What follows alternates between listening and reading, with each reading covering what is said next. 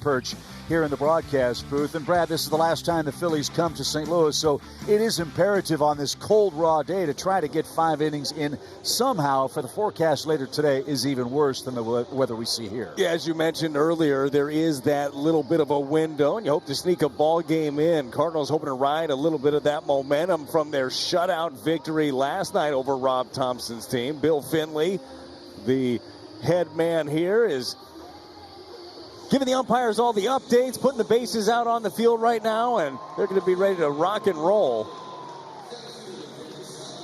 So this will not be a fun day to play a Major League game, but Lance Lynn, the weather won't bother him. Hopefully he can take it a little deeper here in Game 3 and knock off the Phillies, who start play at 5-6 on the year. Yeah, hopefully not fun for this Phillies offense. Really, both of these clubs very similar in they believe that their offenses will power them to the postseason, yet neither one of these crews has gotten going. The Cardinals pitching staff done a very good job against a tough lineup. Look at the numbers in 2 starts for Lance Lynn. Scoreless in 4 innings against the Dodgers. Would have went longer if not for a rain delay. Gave up 4 runs last time out against the Marlins. Bit by the long ball. A couple of home runs by the CBC product, Jake Berger. Another 2-run shot by Josh Bell. But you're right. Would love to get some innings, especially the bullpen was worked a little bit, especially your key pieces last night. What's the biggest challenge in pitching like this? In not just the rain, but just the fact that it's so raw. It's keeping a grip. It really is. When it's misty like this, it's using the rosin, being able to keep your hand dry as possible. You'll see him. He'll go to his pants quite a bit to get some of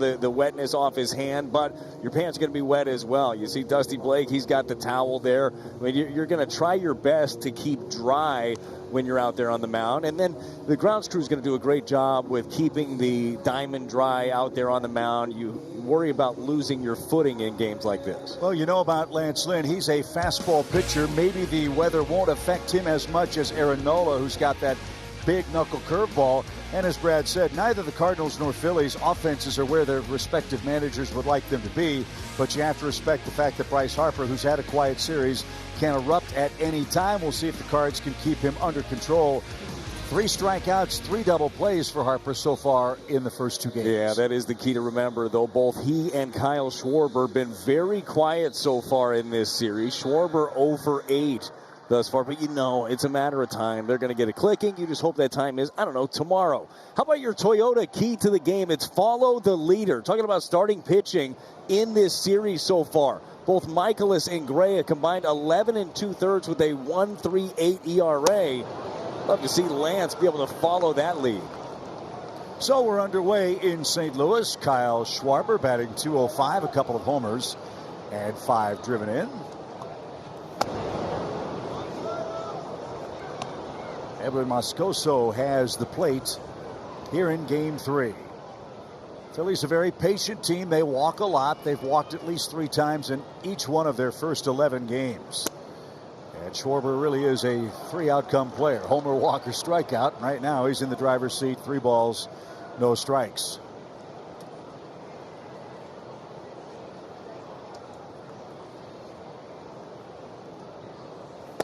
And 4 straight gets the game started. A leadoff walk, and Trey Turner coming up. Only the 3rd walk issued by Lance Lynn. As you check out the Dobbs Tire and Auto Center's defense for the Cardinals, Jordan Walker back in the lineup in right field. A change at first base. Alec Burleson's giving Goldie a day off. And Ivan Herrera back in harness behind the plate. Trey Turner, 5 hits in the series, 4 of them infield hits. Enough's enough for that, wouldn't you say? Strike 1. For sure. He's been utilizing that speed. You know how good Trey Turner is. It was a slow start for him last season. Second half of the year, though, really turned it on after signing that big deal with the Phillies. There's a look at that cutter as we showed you the pitch arsenal for Lance Lynn. Been throwing that pitch a bit more. That's good against both lefties and righties, and that's a good pitch if you're trying to get a double play. It's all about missing the barrel, getting some weak contact. But as you mentioned, you better turn that quickly with him out there. Missed a corner. 1 ball, 2 strikes. For the Phillies shortstop, Bryce Harper is next.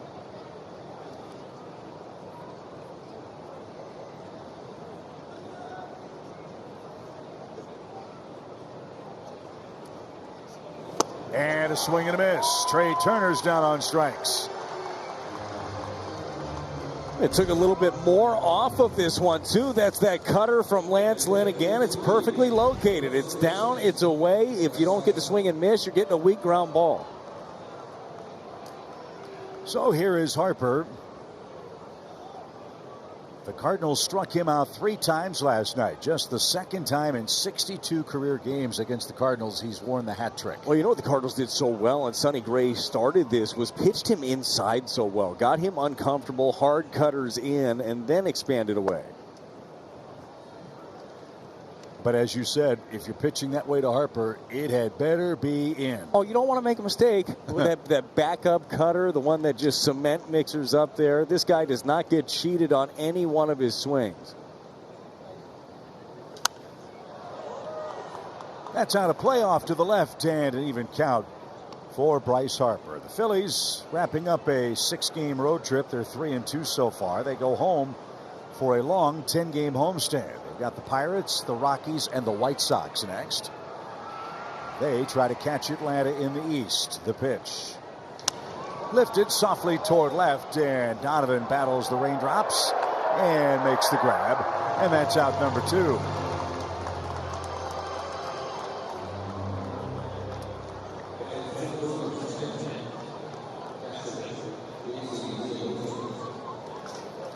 Here's JT Realmuto. Phillies got a scare with him last night. Bouncing ball in the dirt from Zach Wheeler came up and hit him under the mask and on the right side of the neck, and he had to leave the game. Yeah, and you mentioned it last night, one of the tougher guys in baseball behind the plate. If he had to leave the game, you knew it was serious, so very happy to see him back in the ball game today. Rough day for him at the plate. Before that, had 3 punch-outs on the day. Like to see a little bit more of that. No balls and a strike. Schwarber hasn't moved a muscle at first yet. And JT behind 0-2.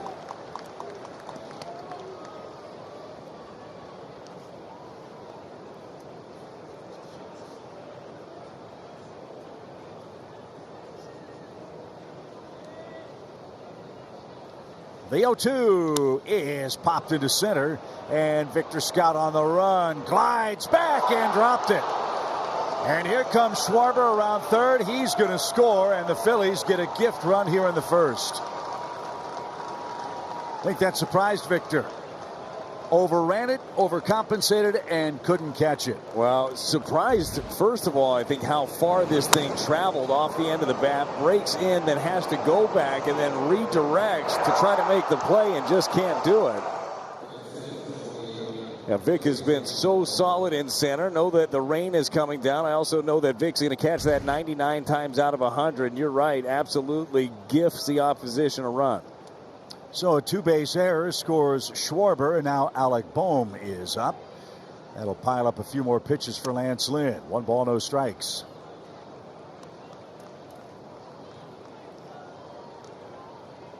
Bohm's hit safely in 11 straight games against the Cardinals. And 237 overall so far this year.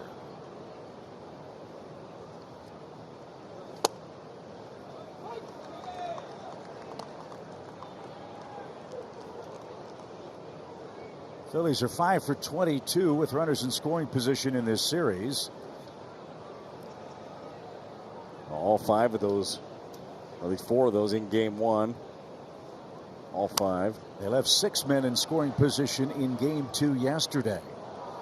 They actually ended up out-hitting the Cardinals yesterday. 8 hits for them, all of them singles, though. Cardinals limited the damage. 0 for 8, to your point, with runners in scoring position for Rob Thompson's club. So just 3 extra base hits for the Phillies in 2+ games against the Cardinals. Lynn now with the 1-2 pitch. And a shot to center field. Here comes Realmuto around third. He's going to score without a throw. And the Phillies have capitalized with 2 here in the first inning. Bohm keeps up his magic against the Cardinals. That's his 7th RBI. But it's just how quickly things can bite you. You end up making an error, make a mistake, cutter away, shot right back up the middle. And this is what happens. This is what we saw happen a lot early on last season. And something to this point this year we really haven't. Cardinals have not shot themselves in the foot.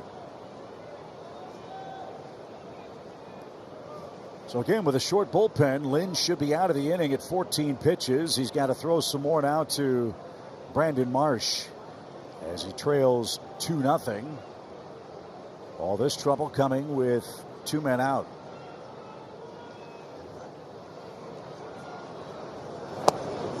In for a strike. Marsh has had a good series. He's picked up 4 hits, one of them a home run. He has 3 of those so far.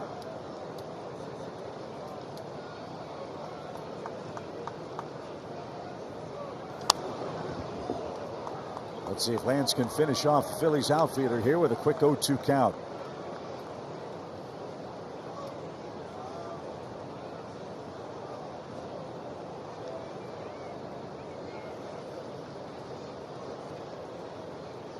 The pitch just missed.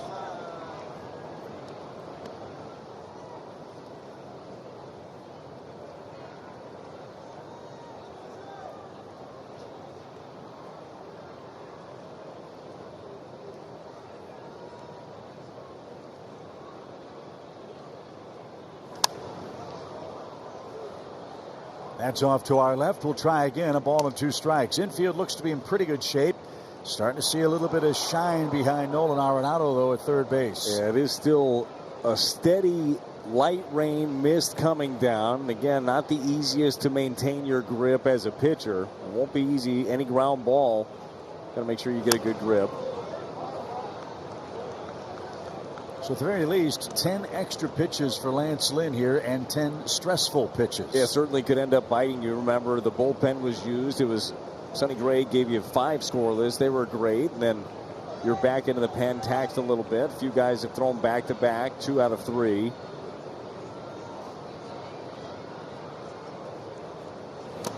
That's tipped and caught, and Lynn is out of the first inning. A couple of unearned runs for the Phillies puts Lance and the Cardinals behind against Aaron Nola, who's coming on for Philadelphia. Brendan Donovan gets things started.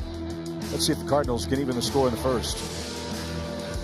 So Alec Burleson gets the start at first base. Nolan Gorman hitting third. He's on a power surge, and hopefully that continues against Aaron Nola today. No doubt about it. Mason Wynn with a day off as well, and the veteran Brandon Crawford is in there. Nola, a 5.40 ERA after his first 2 starts. And if you're going to face this guy, you want to face him in St. Louis, not Citizens Bank Park. He has been almost unhittable at Citizens Bank Park. Last 4 starts at home, a .59 ERA. Now, all of that damage, you look at the ERA, that was in his first outing of the year against the Braves. Really struggled against them. 4 1/3, 11 hits, 7 runs, 6 earned. As you look at the pitch arsenal, leans on that knuckle curve a lot, 4-seam sinker, change every once in a while, the cutter. And as you mentioned earlier, Chip, with him liking that breaking ball, really got to worry about the grip in the conditions like this. This is a guy that strikes out 200 men every year in a full season of play. Yet, Brad, this year, just 2 more strikeouts than walks. Well, and again, one of those trends that you don't expect to happen. But he was a guy that last year, and those around the organization talked about this, he kind of struggled with the pitch clock and adjusting to that, to working a little bit faster. The numbers on the year weren't as good as they'd been in the past.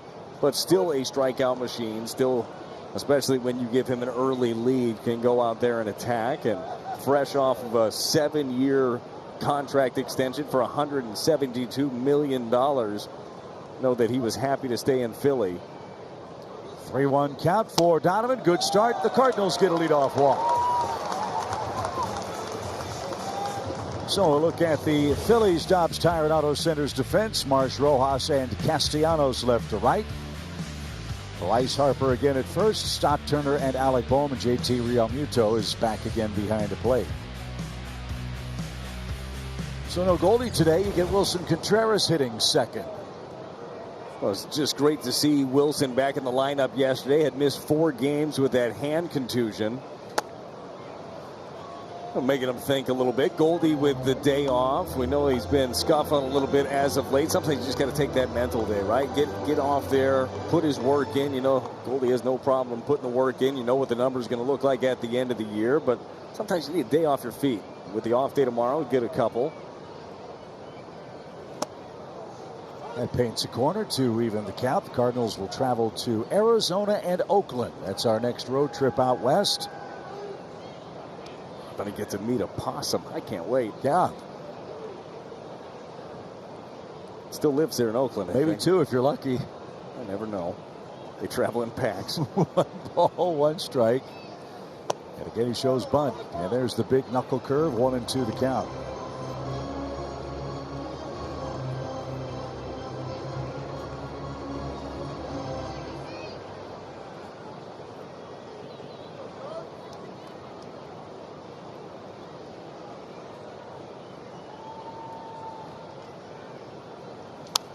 Not seeing the protective padding on Contreras' hand. Remember, he had that blue plastic sleeve, I guess, over the left hand last night. Not seeing that here today. Well, you wonder, too, obviously, it's to protect getting hit right there again, but you do wonder if it hinders the swing a little bit, his grip. So, obviously, feeling better not having that on there. And he couldn't check his swing. Nola has his first strikeout. 1 on, 1 out. And here is Nolan Gorman. As we mentioned, 3 homers in his last 3 games. Well, this was your home run leader last year. Expecting huge things from Gorman at the plate this season. We saw him just grow leaps and bounds and recognizing and realizing his strike zone, what the opposition was trying to do to him. Slower start, but heating up. Tantalizing target would be right down the third base line. Alec Boehm is about 35 feet away from the bag. 1 ball, no strikes. We talked about this a little bit in the ball game last night too, Chip. It's not just the 3 home runs. He's got big time power, but it's where he's hit his 3. I mean, he's been dead center, going the other direction, using the entire field. He's going to get some of those cookies that hang up, and he's going to hit the monster shots way over the bullpen. But him using the other side of the field is going to be big.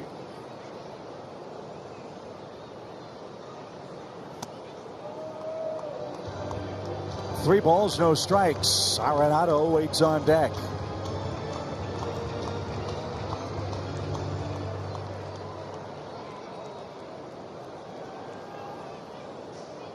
So far, that breaking ball for Nola's been in and out early. The pitch. Fastball popped him up. Stott and Turner are there. It'll be the shortstop. And Trey Turner handles that. Gorman pops out for the second out of the inning. And here is Arenado.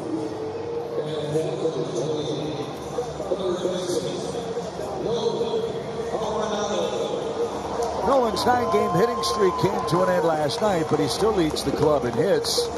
And he'd like to get on the board against Nola here. A home run would tie our game at 2. And it's been a while since Nolan's taken the Grand Tour. We showed you yesterday before the ball game, Nolan Arenado out there on the field well before everybody else, putting in the work, just trying to figure some things out. Just appears to be caught in between right now. That timing just a little bit off. Turner Ward, Cardinal hitting coach, working with him and just talking through it, trying to get him back to where he needs to be. Because you know it, as soon as that light turns on, as soon as he's seeing it, as soon as he's getting that timing right, I mean, it's scorched earth hot he can get.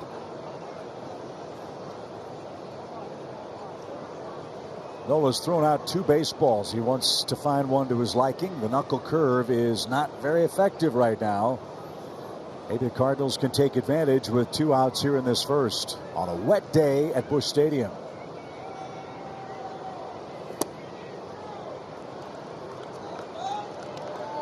So 3 ball counts to 3 of these first 4 Cardinals hitters. Well, we saw even in the Cardinals top of the inning, Lance Lynn ended up walking the first guy. The grip, there are some adjustments in this weather.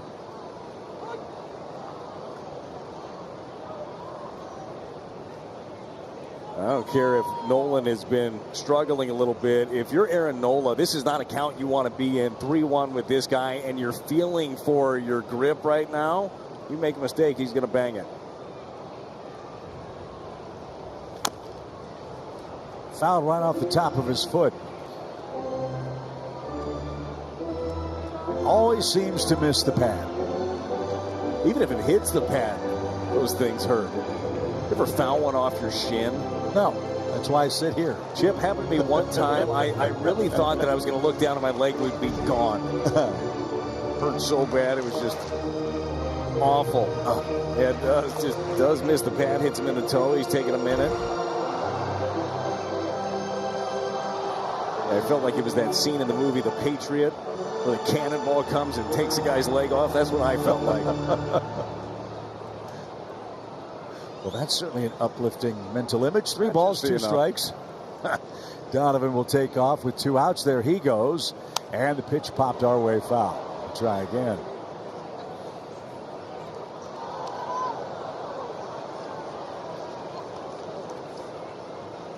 I would assume Nola's got to throw that knuckle curve in this damp weather just enough to keep the Cardinals hitters honest. Yeah, that's what he did right there, and that is one, if the timing is right, that's usually one that Nolan's going to hit. Left it over the middle of the plate.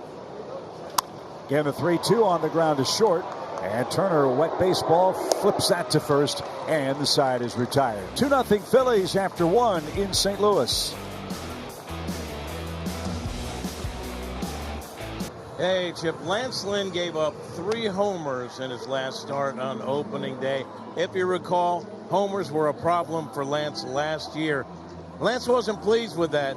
He told me 3 mistakes, and they put good swings on all 3 of them. Lance said, in hindsight, my pitch selection wasn't great. Maybe that 3rd time through, I need to change some things. And Chip, Lance said, my stuff is fine. I just need to find my rhythm. Hopefully that happens today. Looked like he was out of the first inning with no troubles, but an error, a single, cost him 2 runs and 10 extra pitches.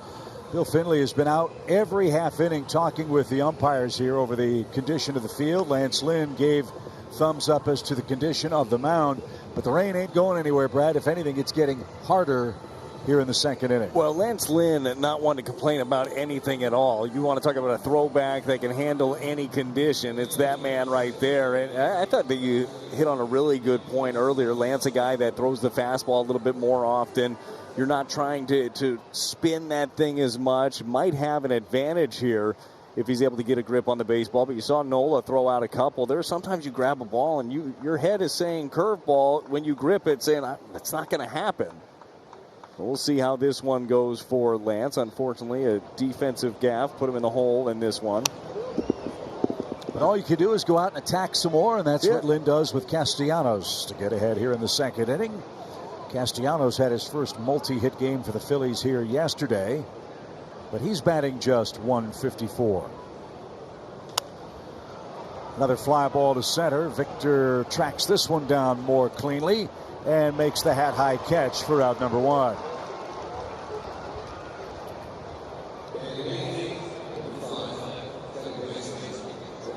I don't know how many sets of uniforms each Cardinal has on a day like this, but I would imagine the clubhouse staff will be very busy. I was thinking about that actually last half inning as Nola was heading off and he wears the long sleeves. Good chance he's going to end up running through a bunch of those. Bryson Stott bats with 1 out. He's 3 for his last 16. So our pal Mark Walsh, he'll be busy washing, drying, folding. Mark, don't forget the Downy. That's very important. You're a laundry expert at this point, Chip. I mean, solo mission out here doing it. It's great. To drop my stuff off over at your place. I don't mind washing it. I don't mind throwing it in the dryer. I hate folding it. Where do you fall in that? Do you iron? If I absolutely have to. Like if it's just noticeable, if somebody's like, where'd you have that shirt, your wallet? Well, sadly, my shirts aren't that small, but your points will take it. Or your wallet's that big. No, definitely not. Yeah, so where I mean, are you do you mind folding? I don't mind it. No? Don't mind it. Okay. Well, maybe I'll bring my stuff to your place too. We could just a well-oiled machine. We could just meet on I-64 halfway to O'Fallon. Perfect. Perfect. Two I balls, got a place two in mind. I'll bet you do. Bryson Stott didn't get that. He drops the bat handle, and Lynn has his 3rd strikeout. 2 up, 2 down quickly here in the 2nd inning. Our Kia player profile. Most strikeouts in Cardinals history. Lance Lynn is in the top 10. Lance Lynn, that's what the Cardinals said they wanted to add. They wanted to add stability to the rotation, but they also wanted to add swing and miss. And Lance has shown that coming into this one, 12 strikeouts in his 8+ innings of work, already 3 more here. And especially on a day like this, yeah, you want to be able to sneak quick outs. That would be great. But with the wet conditions, if you can get some swing and miss, if you can stop the ball from being put in play, what a benefit. Popped up, first base side. Who wants it? It's going to be Alec Burleson, and a much-needed easy inning for Lance Lynn. He got the Phillies on just 8 pitches. Cardinals coming up down 2. You're probably having a good time today. It's 2-0 Philadelphia. A couple of unearned runs scored in the first inning. Let's see if the Cardinals can get those back with Herrera, Burleson, and Brandon Crawford, as Brad mentioned, getting the start at shortstop. I know that Ivan Herrera's been swinging the bat well, been very aggressive, and taking advantage of all these reps that he's had here as of late.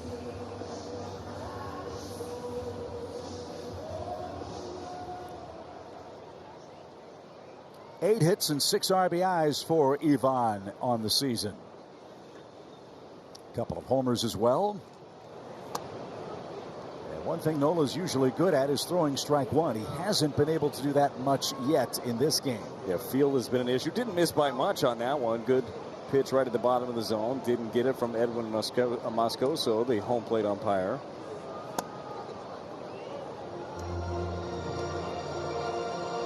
In a game like this where feel is hard to come by, don't help him out. Don't expand your zone. Really hone in, especially in a count like this.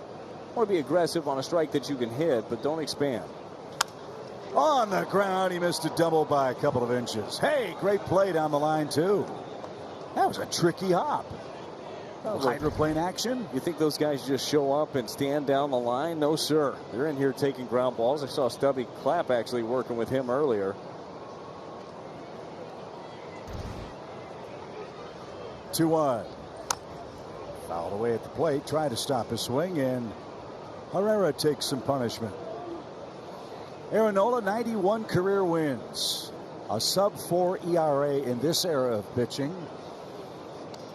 and 237 career starts. I like the fact that he'll end his career with one team. There aren't enough guys that do that, in my opinion. I do too. And really, it never felt like he was going to go anywhere else. I know there were some rumors of talking with different teams. I believe Atlanta's name was thrown out there a little bit, but it always felt like Nola was going to end up back where it started, and I'm right there with you. I like seeing that. Phillies first round pick back in 2014 out of LSU. Swing and a drive. That's belted deep left, and the Birds are on the board with a mammoth homer. Oh, man, what a thunderbolt.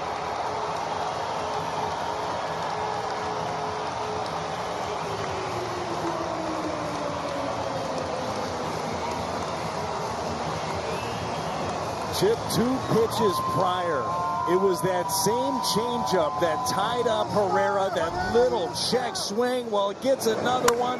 This one catches more of the plate, and this one is way out of here. A 432-foot shot out into left field for his 3rd career home run.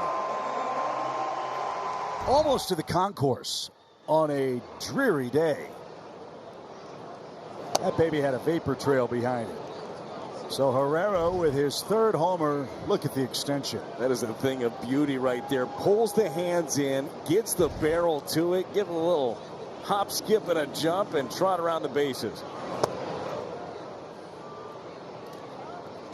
So the 3rd homer Nola has allowed in 11 innings this year. Alec Burleson looking for his first long ball. He's been putting it in play on the homestand. And he does it again. A sinking line drive handled at second by Stott. That ball was crushed. But there's the first out.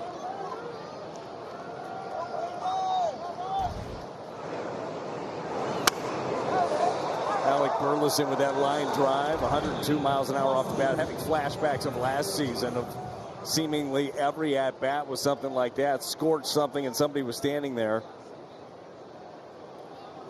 Chance for Brandon Crawford to play today. Another veteran, another left-handed bat.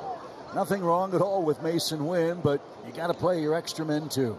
They got to give days off even for the young bucks, right? Got to be able to get them off their feet, keep them ready for a long big league season. That's something we forget. These guys haven't played 162 before. Don't know what the rigors of that is like.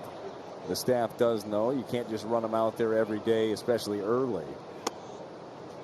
This has to be the toughest job in baseball. You're used to playing every day for one team. You switch coasts, switch uniforms, and switch roles. It's very difficult, and even for a veteran player, I'm sure that he knows his body better than anybody, knows what he needs to stay as ready as possible. Look, all the reps in the cage, BP on the field, that's not going to be able to mimic what Nola is going to look like 60 feet 6 inches away, but he's seen him before, and he'll be ready for whenever his name is called, like it is today.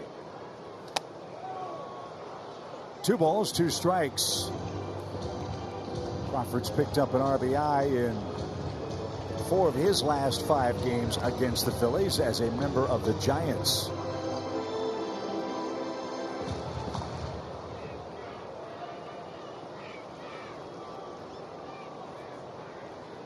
Nola's 2-2.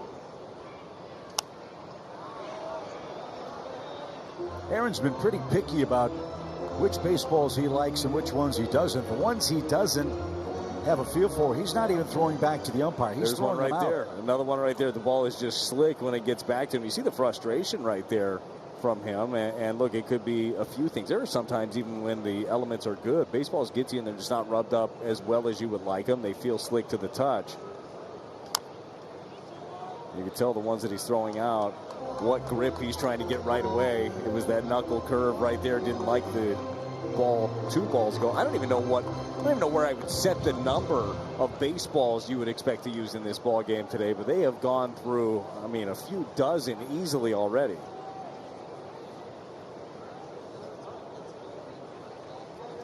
Another 2-2. And on the 7th pitch, Crawford is down on strikes. 2 punch outs for Nola, and Jordan Walker is next.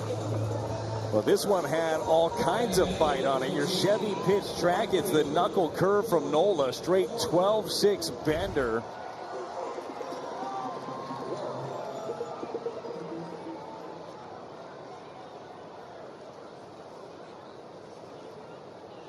Jordan hitting 182 to start. Got a breaking ball and hammers that toward third. Bohm to his left. Throws low and just in time to get a speedy Jordan Walker. 2 good defensive plays by the Phillies infield. Rob St. Louis in the second.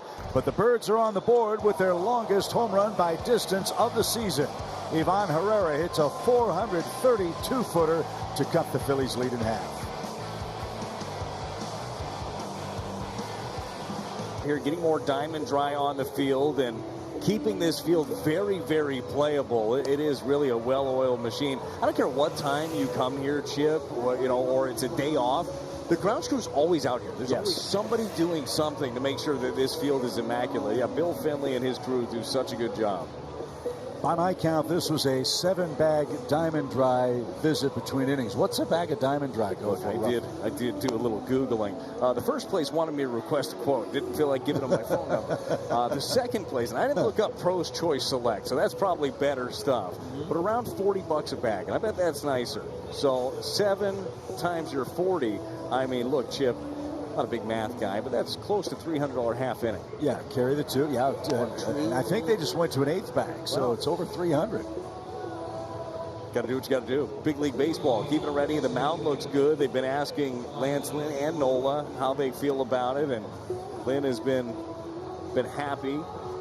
Lynn probably also happy with that last half inning where he only threw 8 pitches after a lengthier first inning. And it looks like it is slowing down a bit. More of a mist now than that steady rain that was coming down.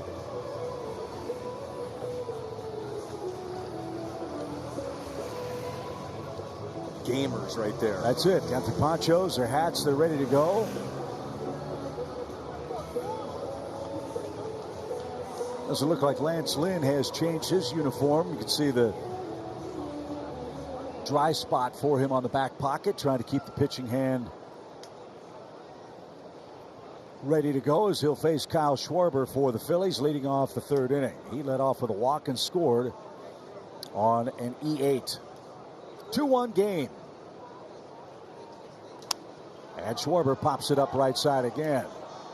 Burleson says he's got it beat on that. He does. And Lynn is retired 5 straight. Let's step aside for a quick word from Great Southern Bank.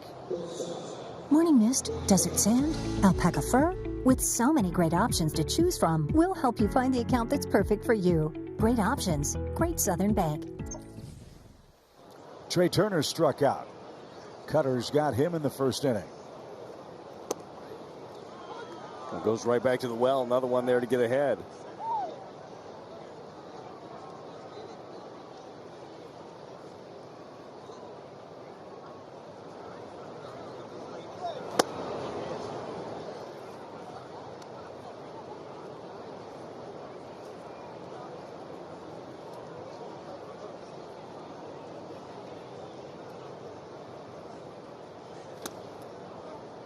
Looks like Lance has got the pitch comm on his right hip. There he goes. So it looks like he is calling his own game at the moment. And working very quickly, which the defense will appreciate on this nasty day. 3 balls and a strike. We've seen Lance a couple of times too land and spin out instead of being able to stick that one. Could be a product of just the wetter turf. And pulled 3 straight pitches. So that's not ideal. Trey Turner is 39 for his last 39 in stolen base tries, and he's aboard in front of Bryce Harper. You can see how the Phillies offense, when they're really cooking, can be so problematic. Schwarber's a threat to hit the ball out of the park with the first pitch of the game. Then you get Turner on. You worry about him. You got to face Bryce Harper and Real Muto. Yeah, again, the key is get them hot later. Yeah, I mean, it's going to happen inevitably with all of the talent that they have amassed in that lineup. They're going to get going. It's just been slow start. You and I were talking earlier. I found it amazing just with the lineup that they have. They have the fewest extra base hits in all of baseball currently. Just 20 of them. Well, Harper had a 3-homer game. Take that away, he's 6 for 34. And knock on wood, the Cardinals have kept him under control in this series. And that one got away from Burleson. It deflects away from Turner, and he'll move up to second without a throw. So we'll see how that's scored. The Cardinals gift wrap a base for Trey Turner, who's in scoring position with 1 out.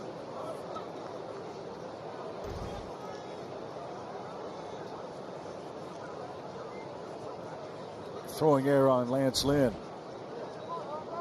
So the Cardinals, the last team in the big leagues to commit an error, have made 2 in the first 3 innings today.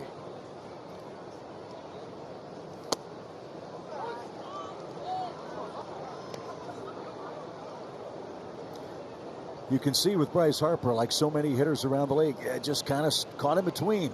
Not comfortable yet. That will happen early in the season. I mean, really, not that many at-bats to pick from right now. Cardinals, unfortunately, seen it with their 2 biggest stars, too, in Arenado and Goldschmidt.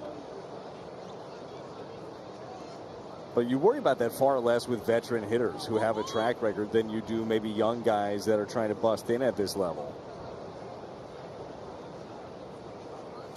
And I'd say that Bryce Harper has a pretty darn good track record. I would say the back of his baseball card is pretty good. He was on the cover of Sports Illustrated at 15 years old at Vegas High School.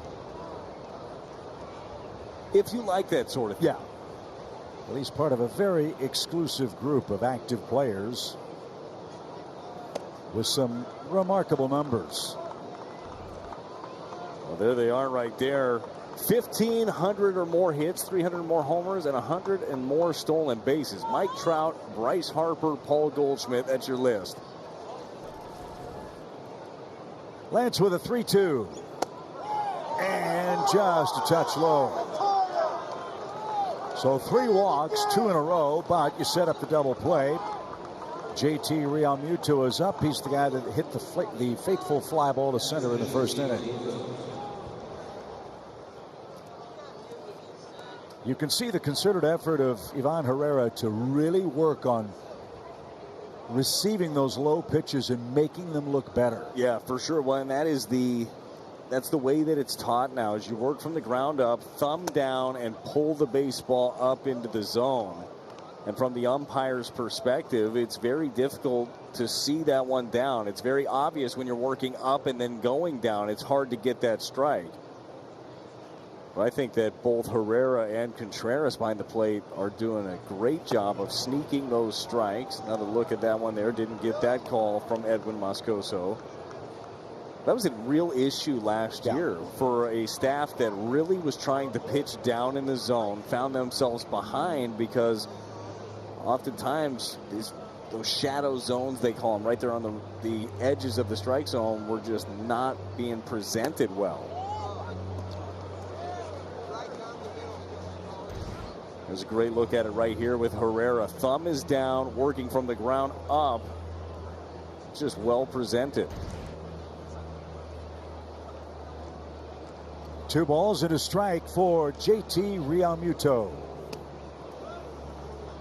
And when Lance has missed, that's been where he's missing. And he's now pawing around at the front slope of the mound. 200 runs for the Phillies in the first, and Ivan Herrera homer has made it a 1-run game. Philadelphia threatening again here in the third. Back-to-back 1-out walks. I'd like to see one of those cutters away, get that ground ball. Good fastball away. That might work too if it stays in play for Alec. He's to the warning track, and he's got room. So Realmuto pops out. That helps. But now we've got to get Alec Bohm, who's got an RBI hit.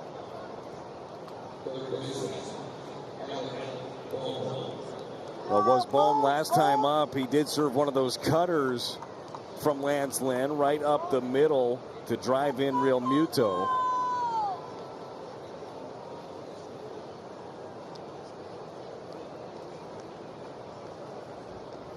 Bohm, another one in that Phillies lineup in a very hitter-friendly ballpark, but either way, 20 home runs, drove in 97 a year ago, thumb top to bottom. And he doesn't get enough credit for being a good, rangy third baseman with a strong arm. He showed that earlier today. Of course, for the Phillies, there'll be no third baseman greater in their history than Michael Jack Schmidt. Yeah, hard to live up to that, isn't it? Hall of Famer. He's part of the Phillies broadcast crew on the weekends at home. Hope we'll get to catch up with him later on this summer. 2 balls, no strikes. Alec gives chase, but is out of real estate. 2 balls and a strike.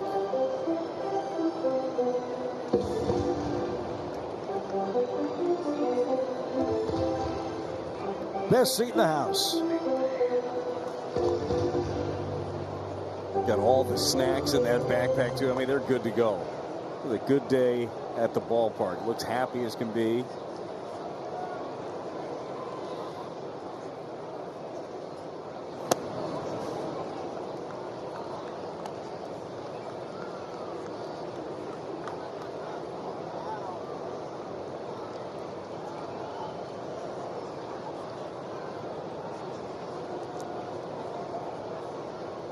Those fans need Brock umbrellas. 3-1 pitch. Didn't mean to. Foul back, full count. Yeah. Don't have to hold anything. Yeah. Way more snacks that way. I think we have our Brock umbrellas back there. I mean, luckily we're dry here, but you know that we'll wear a hat anytime, obviously. Runners to go with a 3-2 pitch with 2 outs. Number 56 for Lance Lynn. There they go. And it is strike 3 called inside corner, and that will retire the side. It's 2-1 Philadelphia. Cardinals up here in the home third.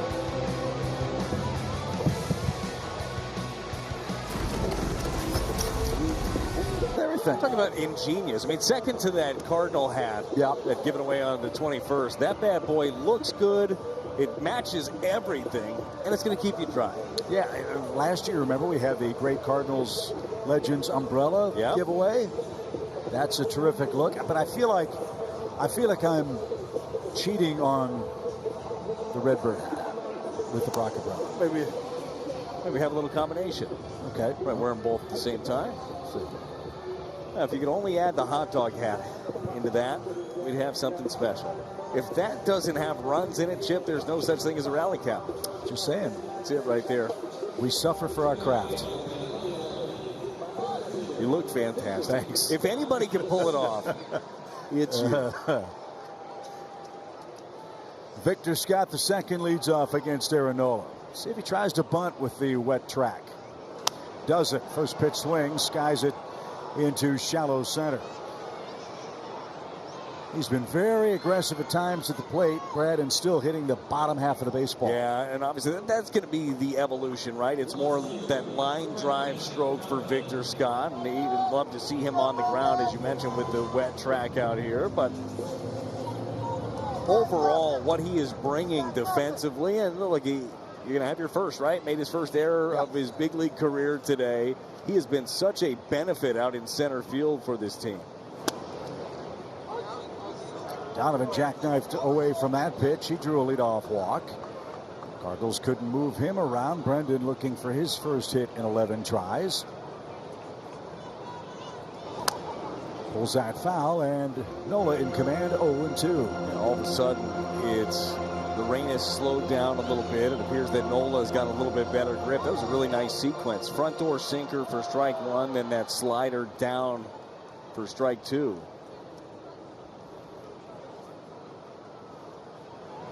Swing, and a high fly ball hit to right. Castellanos back. Donnie gulps one out to tie the game.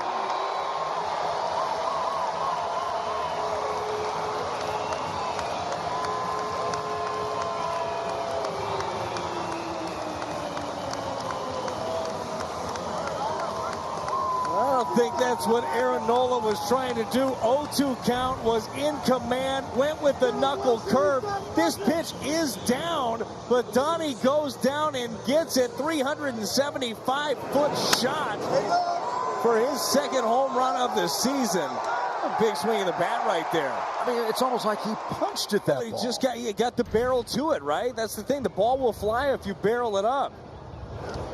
So the Cardinals with 2 solo homers. That doubles the season total allowed by Nola. New life for the Redbirds. It's a 2-2 game.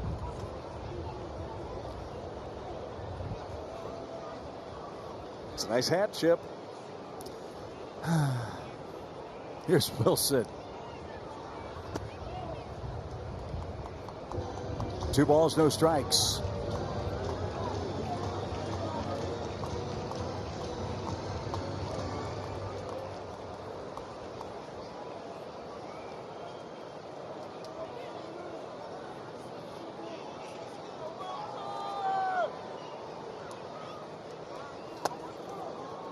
That's how Nola got Contreras to swing and miss in the first inning, but he couldn't get that man. Brendan Donovan's hit his second home run.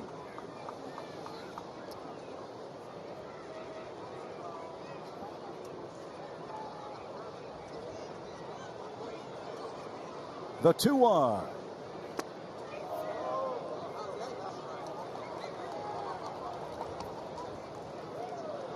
He has not been able to throw that knuckle curve either for called strikes very often, and he hasn't gotten a ton of chases with it yet either. He's had a couple of good ones. The one to Crawford was probably the best that he struck him out on. That was a 12-6 breaking ball, but inconsistent early on.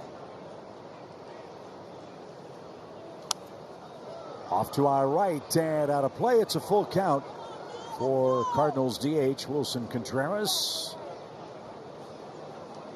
They look at things too coming in for Nola, and again, most of the damage happened in that first one against the Braves, but opposition was hitting 300 on that knuckle curve so far early this season. And he just missed. Real Muto thought he dotted the outside corner, didn't get the call, and after the homer, it's a walk to Contreras. Well, all you want out of the home plate umpire is consistency. Your Chevy pitch track here. This is just off the plate away. Edwin Moscoso, both ways, has not been giving that pitch. So Nola back to the stretch. Gorman popped out his first time up. Hammered foul. Strike one. Gorman and Jose Altuve tied atop the second baseman's home run leaderboard. That, though, might change in the days ahead as Jackson Holliday got called up to the major leagues. Could change quickly. Yeah. Big congratulations to him, to Matt and Leslie Holliday. Is it another dream realized? You knew it was a matter of time. Thought it was going to be out of spring training. Wasn't the case. Took a couple of weeks, and I got a feeling he won't be going back ever. Well, he obviously needed some seasoning at AAA. Yeah, that's it. 1 ball, 1 strike. Jackson in 10 games at AAA. 2 homers, 9 RBIs, 18 runs, and hit .333. And how many games? 10. 10 games. Yeah. I mean, flew through the minor leagues last year. Easily could have called him up a season ago. Sharply hit towards second. Might be 2. And a high throw, and Harper back to the pillow in time to retire the side. Cardinals getting some good swings on Aaron Nola. Brendan Donovan punches his second homer into the seats and right, and that ties our game. 5K. Brendan Donovan has had a knack for the clutch. When the Cardinals are down or tied, he somehow, some way finds a way to come through. Well, yet again, right? Striking when they need him the most, stepping up for the team and evening things up. You take a look at Lance Lynn out there for his 4th inning of work. It's coming down a little bit harder again, isn't it, Chip? It does look, though, looking at the forecast, because, you know, I'm an amateur meteorologist. Looks like that system going to wait a while. We got a bigger window than expected. Really? Well, things initially looked like it was going to get bad around 3, 4 o'clock. I think that's pushed back a little bit further if you trust my free app. I'm not paying for weather. I'm not going to do it. I'm not paying for the weather app. I'll pay for a lot of things. You're not paying for weather? You're Nope. not paying for Diamond Drive. We've established that. No, I'm not. No. How about these fans on this nasty day? They're out in pretty good number. There's no such thing as a bad day for baseball, Nope. is there? No, sir, Bob. And more than one way to stay hydrated here in Game 3. So Lance Lynn back to level. 2-2 game. Marsh, Castellanos, and Bryson Stott. I talked about it earlier in the series, but the Cardinals have had a knack for coming back already early on this year. 3 come from behind victories on the season. That's something that they really struggled with last year. And I know that victories in general were hard to come by last year. We ended up 20 games under 500. But like seeing that early fight back in this club, especially against guys like Nola. Yeah, I think it's obviously a very differently composed ball club. There are more ways that this team can beat you offensively. The starting pitching, by and large, has done an excellent job of getting the game through 6, or at least into the 6th. And I don't know if we've talked enough about it, how good and reliable the Cardinals' bullpen has been, meaning if it's a close game, your offense gets a chance to catch up. How clutch was that performance last night? I mean, the bullpen had big moment after big moment. Sharply hit to second and right to Gorman for out number 1. That was not an easy play right there by Gorman, who has played a ridiculous second base in his own right. This is 107 miles off the bat, sticks that thing. Jojo Romero, 4 strikeouts, bases loaded situation, got out of that. Liberatore with the big strikeout, couple Libby with walks. that double play off the bat of Bryce Harper. Bullpen is homestand, 5 games for those guys, a 2.89 ERA. That's the 9th best in baseball over that span, and something again that the Cardinals wanted to solidify. Wanted to know that when they pick up the phone down there, they feel confident. And Ollie, we were talking to him this morning, he just loves the options that he has, and that's without having his full crew right now. I think that's a great point, Brad. The Cardinals start play today. It's 6-6. They don't have their team together. And this was a very difficult start to the season. Still some difficult games to finish today, and obviously our next series with the Diamondbacks. But coming off of a 91-loss season last year, there were many who wondered where St. Louis would stand after their first 5 series. I think they're standing in a terrific spot. Yeah, they're right there. I think the thing you could do a quick glance and look at the standings, say, oh, look, the Cardinals are in last place. We saw the Pirates do this last year, and it's a great start for them. And I think that the Pirates are a young, talented team. They're getting better and better. 9-3 the start of the season. Impressive. But the Cardinals have some staying power, and it is also, to your point, who are you playing against? Cardinals have played some very good ball clubs. Will continue to play those good ball clubs, and they head to Arizona. You just wait for them to get healthy, get a couple of arms back in the bullpen. So nice to get Sonny Gray back and what he was able to do in his 65 pitches, make it 64 in 5 scoreless innings. Another strikeout there for Lance Lynn, another hard cutter.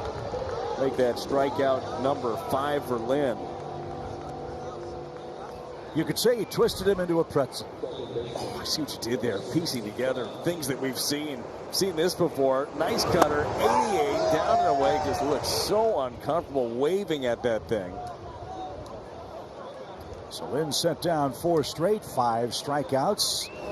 He's gotten Bryson Stott to swing and miss today, so he's 0 for 1.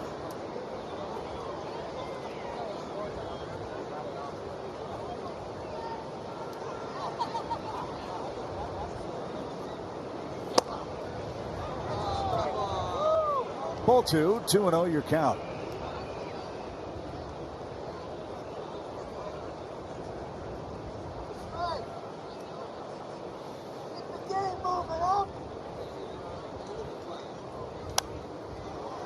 Lifted foul toward Hudson, out of play. 2 balls and a strike. I know you've got your hats ready. You got the Brock umbrella. You got your Redbird giveaway hat that's coming up April 21st. You have your net ready? Ricky Darty's supposed to be in charge of the nets, and he did not put them out. Way to go, Rick. Fly ball center.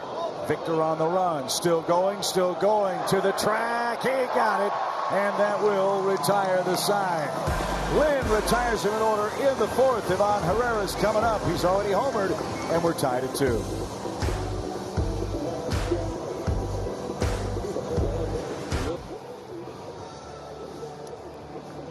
Busiest man in St. Louis at the moment, Bill Finley and his crew. They're doing a great job trying to make sure we have a chance to complete 5 innings in this game. Just telling them I don't expect the hard stuff to come down for quite some time. Pretty sure that's what I heard him say.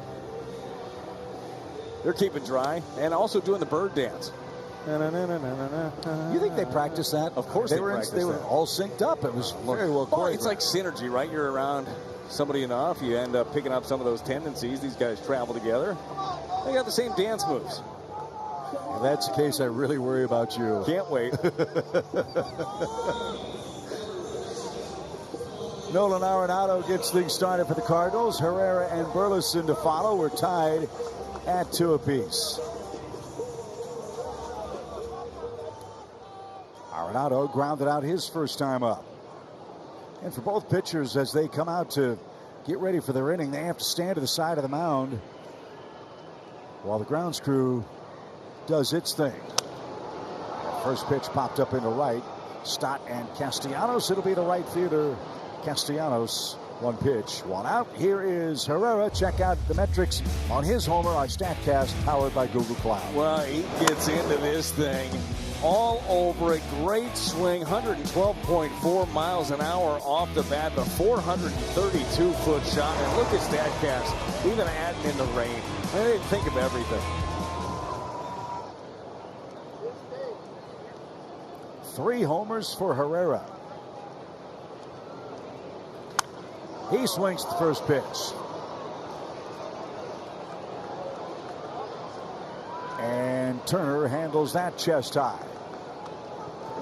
Viganola is going to get a free strike here. I'm guessing Burleson's not going to swing at the first one. Let's see about that. He lined out to second his first time up as we check in with Jim Hayes. Yeah, Burleson hit .375 this spring. Then he got off to a cold start in the season's first few games. He's gotten back on track. Burleson told me, I don't think the numbers tell the whole story. To me, it's how I feel at the plate. and how I'm seeing the ball right now, I'm in a really good place. Chip, we've seen this young man. He hits the ball hard. He does. He hits it hard. He was maybe the toughest luck hitter for the Cardinals last year. But I'm sure, Brad, you know as a player, that attaboy only goes so far, right? It's tough saying, well, you hit it hard, but you're still hitting 220. I thought it was impressive, though, last year for a young player, the way that he handled that. Like, he would hit a rocket right at somebody, and he was, not that he wasn't frustrated that he wasn't getting the hits that you deserve when you barrel the baseball, but his process remained the same. He didn't try to turn himself into something else. He didn't try to start lifting the baseball more. He's got real bat-to-ball skills, very difficult to strike out, and hits a lot of line drives. This guy's a professional hitter. In case in point, last year, remember the game against the Cubs? He hit the ball to deep center. Great catch up over the wall. Instead of a game-winning home run, it was the third out of the game, if I remember correctly. And Burleson said, look, I did my job. I hit a homer. He just made a great catch. Right. And a shot to center on cue. Burleson has his first hit, a 2-out single. And that'll prolong the inning for Nola.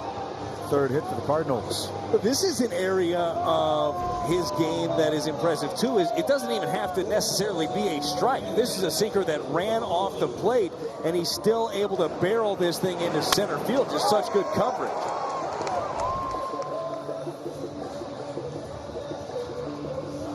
So Crawford got arguably the best knuckle curve that Nola has thrown today. That struck him out in the second.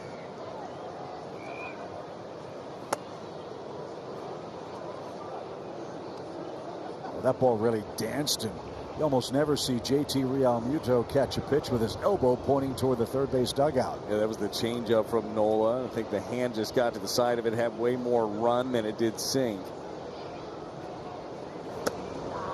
Good adjustment with that pitch there, though misses down under the zone, and all of a sudden Crawford's in command of this count 2-0. Marsh is very close to the line in left. Rojas straight away in center. Crawford has a ton of real estate to play with in left center and down the right field line.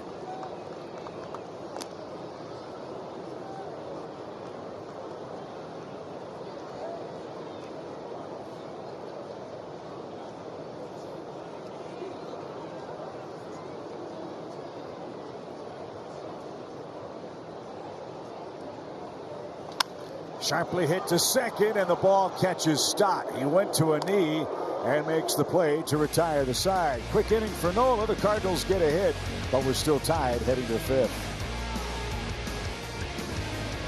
Fun as well, and hopefully you're going on the heels of another victory of a series. Cardinals have won 2 series in a row, looking to win their first series finale of the year. Have not won that last match.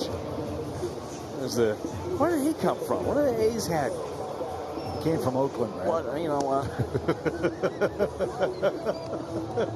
good call, Chip. One more programming note before Brad socks me in the nose. Game 1 of our series with the Diamondbacks will air on Bally Sports Midwest Extra. We'll have programming overlap with Blues hockey. So tune in Friday at 8 on Bally Sports Midwest Extra. Where we're going to make it extra good. Exactly. Exactly right. Don't think we'll have to worry about rain. At least I hope not. You never know, those domes leak a little bit too. Didn't they actually have one this spring where the roof was open? They're not allowed to close the roof there while people are inside anymore. And it started raining, and then they had to bang it. Oh, stay hot.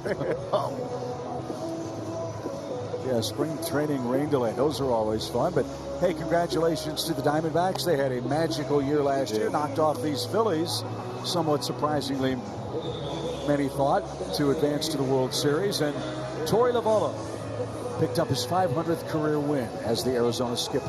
Really impressive what they were able to do. They pitched so well, and that is the thing. Like, I think fans get tired of hearing about, and it sounds like a cliche, just get in, you never know what's going to happen.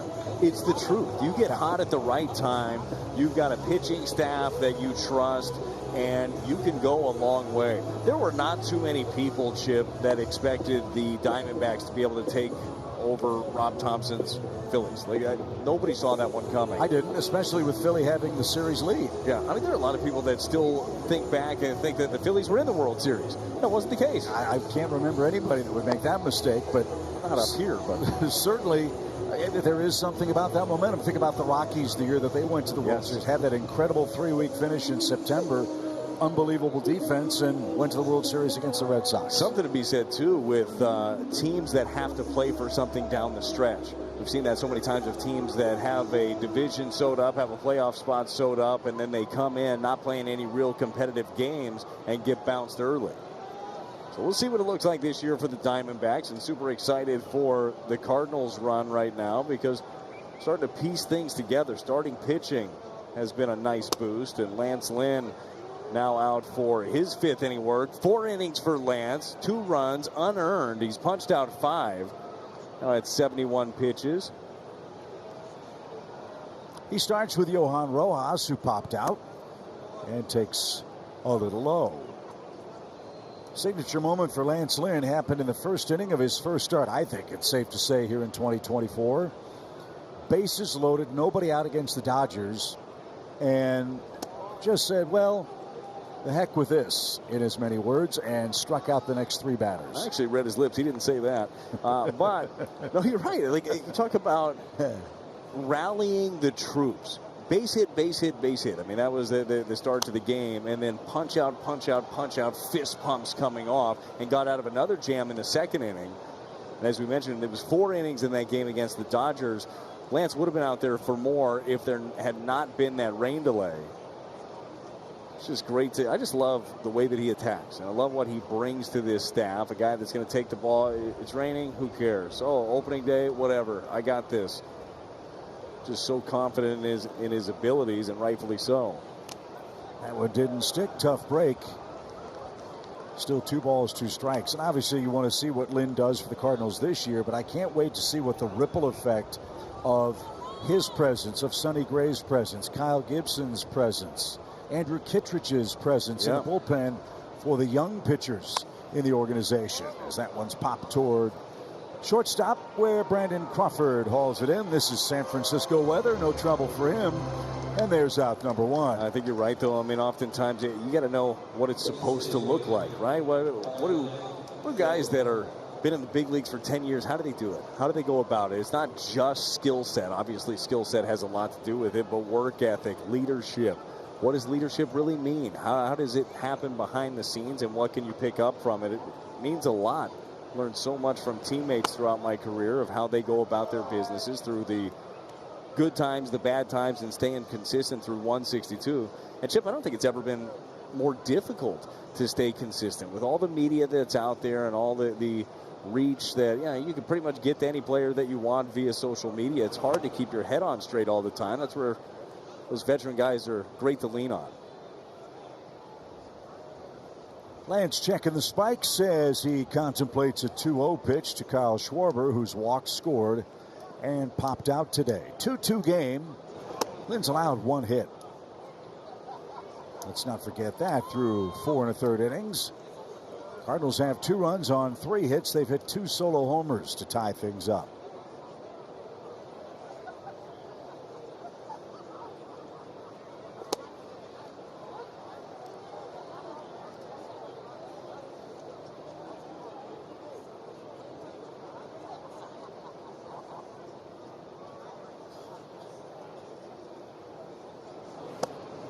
Pulled a string on it. Full count. A nasty sinker right there from Lance Lynn. That thing just took off. Stayed on top of it. Good pressure. Finished out in front. That's the thing with Lance. I mean, he throws 3 variations of the fastball and keeps you off balance. So after Schwarber jumped ahead 3-0, he's got 3-2 now.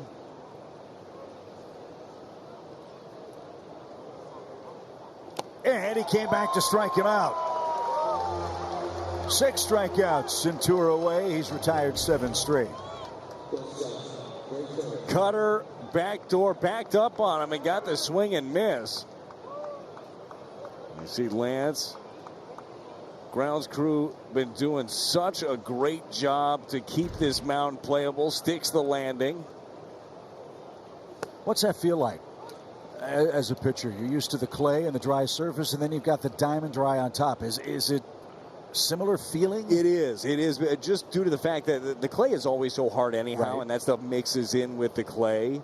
The bad feeling is when it gets slick, and then all it takes is that little tiny shift, like your foot lands and then you slide a little bit, that really takes you out of your release point and your balance. So haven't seen really, we saw Lynn a couple of times a few innings ago slide off, a couple of times to really spin off.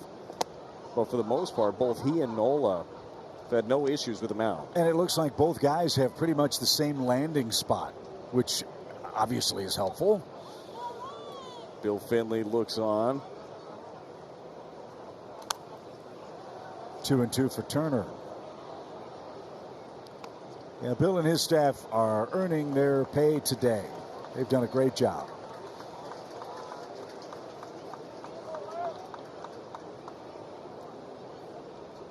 Yeah, after a game like this, you could probably use a road trip for the team. Yeah, they're still going to be out here at 7 in the morning tomorrow. Yeah, think about all the work they put in. First homestand of the year, opening day, all that's expected. You got the Clydesdales, now the bad weather. The 2-2. There's no full count. Something we forget about. You see it more, especially when you're here early. Like, you know, we get to the ballpark pretty early. All that it takes to put together a big league game. Oh, man. There's a whole lot that goes on behind the scenes. A lot of people that make it happen.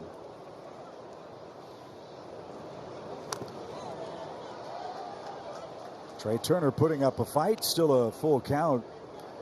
That's the best part about our jobs, I think, is getting to the ballpark 4 or 5 hours sometimes before the game and seeing the ballpark come to life. The ushers get in, the smell of the popcorn, the grass is getting cut, all that. As that's just a touch low, and Turner earns a walk. Let's see if he's in play here. He's walked twice in today's game. So you got to face Bryce Harper with a man aboard and 2 out. But first, a quick word from Rally House. Play ball, St. Louis. Shop the latest in Cardinals style with your favorite brands and throwback designs. Rally House has gear for every fan.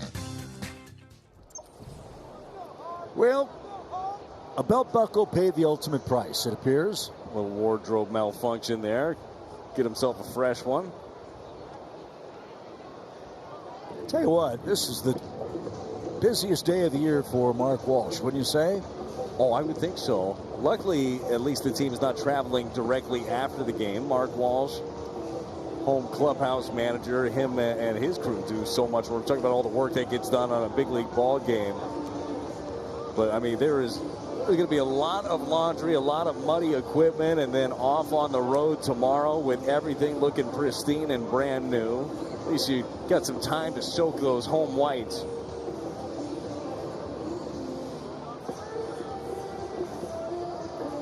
So Bryce Harper has to wait till Lance Lynn gets dressed up again. Don't forget the PhiCard, Lance. There we go. And it's good to see him walking on the field with his glove on his hat as opposed to off in spring training. Oh, good call on that. Still time for that throughout the year. You never know. He's had to work hard. He's thrown a lot of pitches, 3 walks, 6 strikeouts. Remember that first inning, 10 extra ones after the error. But he's given the Cardinals nearly 5 innings of a 2-run ball today and just 1 hit.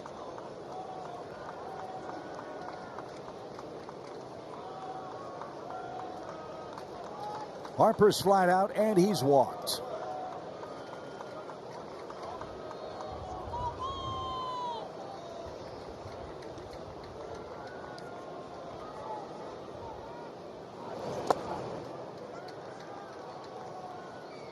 Lance Lynn has made pitches when he is needed to. Like you said, only the 1 hit in this ball game. Nothing normal about the conditions in this one. Nothing normal about any of the starts that Lance has had, as we've talked about. 2 rain games, had an opening day.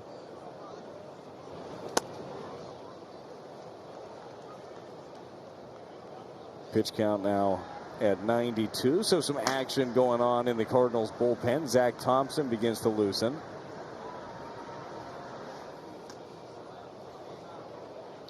Two-0 count. And Harper took that, ball 3.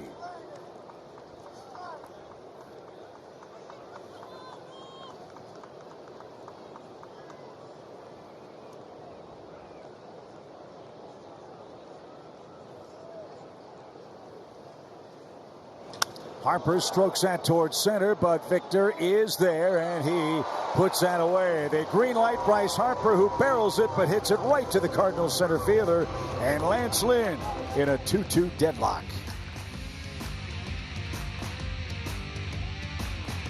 Just a miraculous job of keeping this field playable. The umpires working on their dance moves as well. We'll get a little dance off with Fred Bird later.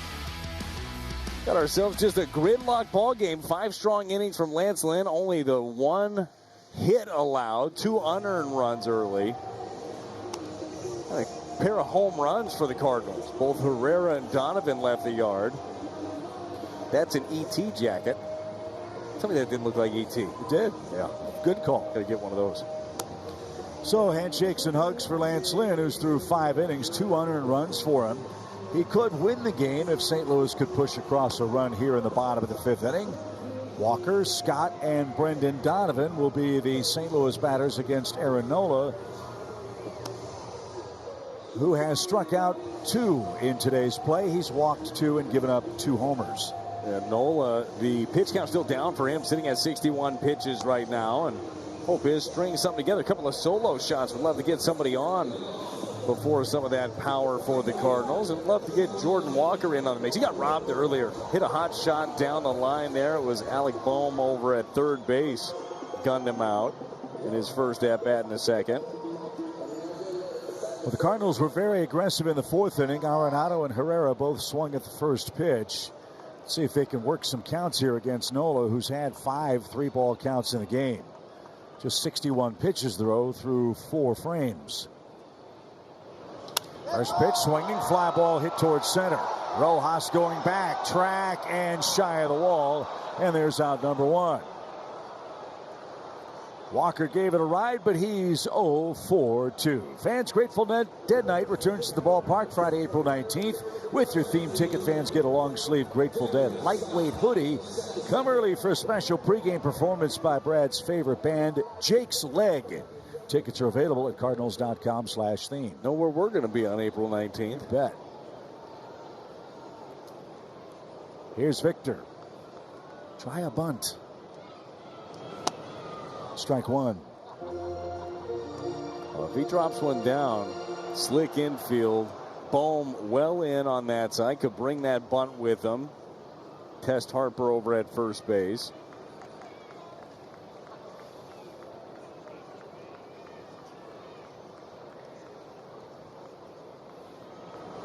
There's a bunt try, but foul toward third.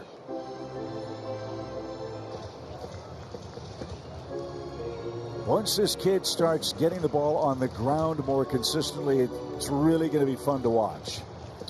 Right now, a lot of fly balls. Yes, they've been hit hard, but he's still 0 for his last 23 at the plate. Well, we saw it in his first couple of at-bats, ground balls, the pressure that he puts on the defense right away. They know, we showed you the sprint speed before, he's the fastest player in the league. But as they say, you can't steal first. I think that Ollie Marmol, this entire staff, has done a really good job with Vic, because he looks at I'm sure he's looking up at the scoreboard, sees the numbers, sees the average. There's a ground ball, but it's pulled right at Harper, and he will step on the bag. See? Little indecision there between Nola and Harper, and that almost cost the Phillies.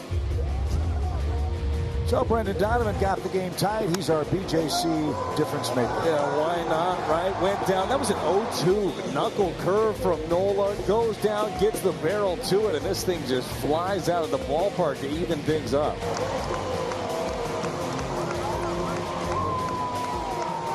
That snapped an 0 for 11 for Donovan. Cardinals starting to power up just a bit. You mentioned it earlier too, Chip, with Donovan and his home runs, the timing has been there. 14 of his 18 career home runs have come with the Cardinals tied or trailing. I mean, the guy has just been coming up clutch.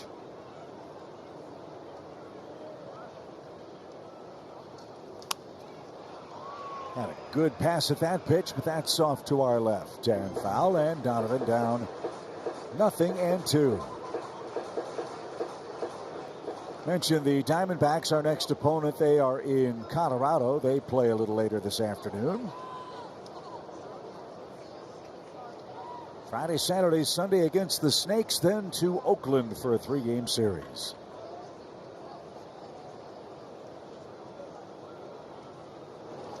Inside out swing, fought it off.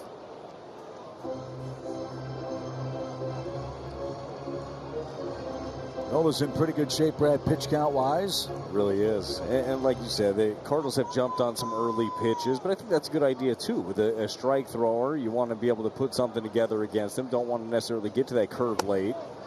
Nice take there with the changeup off the plate by Donovan. Made him labor a little bit in the first inning. But so far, so good. Fourth inning, only 9 pitches, sitting on 9 right here with a 1-2 count and 2 outs in the 5th.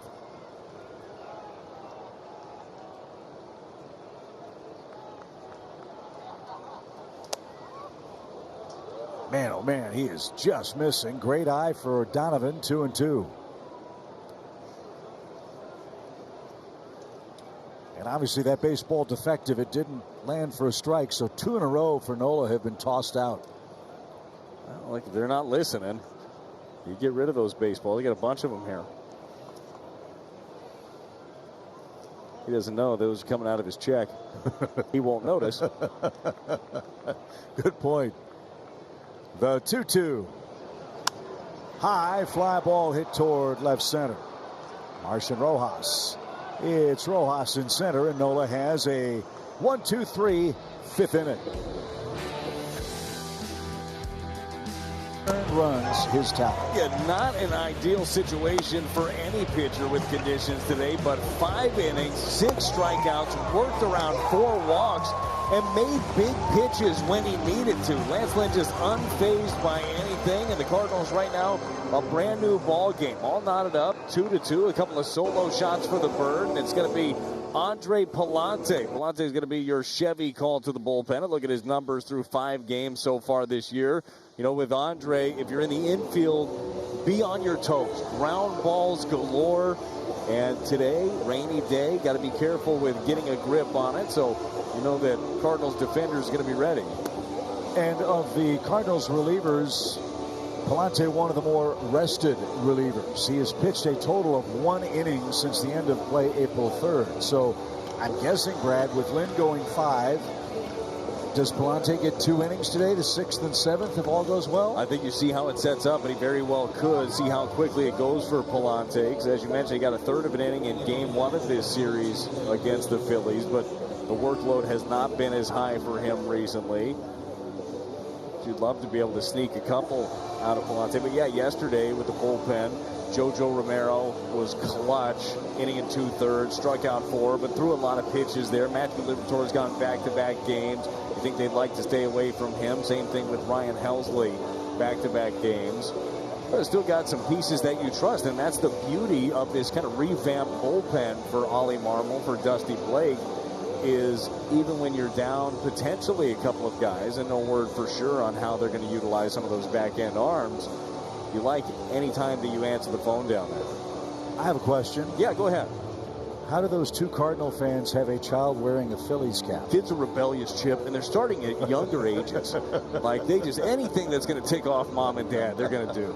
Well, like, what are you guys wearing today? Oh, all your Cardinal stuff? Oh, great. I'm going to get this. And he probably bought it on Amazon with their credit card. Good chance. Got to have those things password protected. I didn't think of that part. Don't know. Something I'd have done.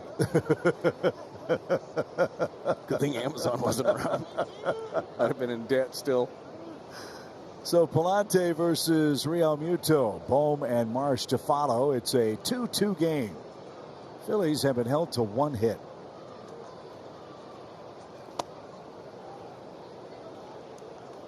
So the challenge for Palante here, this mound is probably going to feel a lot different than the bullpen with all the diamond dry that's been applied. See how he settles in with Phillies catcher. And inside the first base bag, an opposite field single for JT, who leads off the 6th inning. Let's check it again with the Cat. Hey, how about Sonny Gray last night? 5 scoreless, no walks, 5 Ks in his Cardinals debut. Sonny told me after the game I felt more calm, collected, and confident than I did in any of my side sessions or that sim game. He said it felt like home. Chip, Sonny came up with Oakland. He's now pitched for 5 teams. He said it felt like home yesterday. That says something, doesn't it? Says an awful lot. I mean, everybody was raving about his performance, and especially because no one really knew what to expect. He had the simulated game, Brad, but hadn't faced live pitching in a game situation in about a month. Yeah, we talked about that, and you were asking me during the ball game, you know, how much different it's going to be with fans in the stands, and we just kind of reference his approach in general to everything that he does. Super hyper focused even in his bullpen. So he was able to build as much atmosphere as he possibly could during those sim games. But I love hearing that from Sonny, from Jim Hayes' report, that this is as comfortable as he has felt. This is being on the mound in a big league ball game. That is what he's done a lot of his life. This is where he wants to be, and he lobbied to come back and be a part of it. And as Ollie said, look, this guy tells me he's ready to go. He's ready to go. Come on, Andre, throw strikes. Oh, real easy from where you sit, Chip. 3 balls, no strikes. That's always the most helpful tip out of the stands. Throw a strike. Oh, I didn't even know. That's what you wanted. Is that the point of the game? That. Thanks, Coach. Pitch. There we go. 3-1 the count. And to wrap up Sonny Gray, I assume his next start will be in Oakland, where his career began against the A's. Full circle right there for Sonny. Would love to see right here that fastball down in the zone a little bit more. There's your 6-4-3. But it's not to be. A single and a walk later, Brandon Marsh is coming up for the Phillies with nobody out and 2 aboard.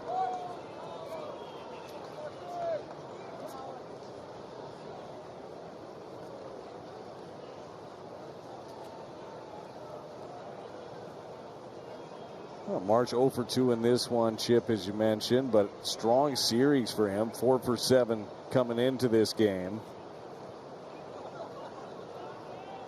Andre had 8 double plays turned behind him last year. He'd love one here from Marsh.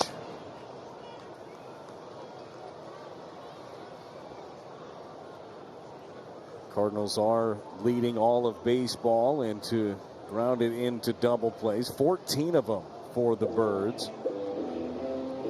You know, that's something that Dusty Blake is looking for here. As Ivan Herrera is going to go out there and talk it over as he falls behind Marsh.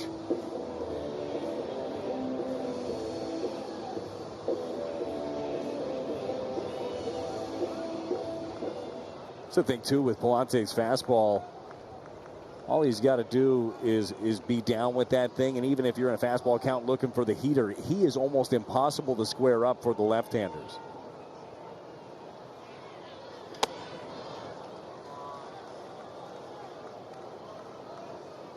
But his image is off so far. Ball 2.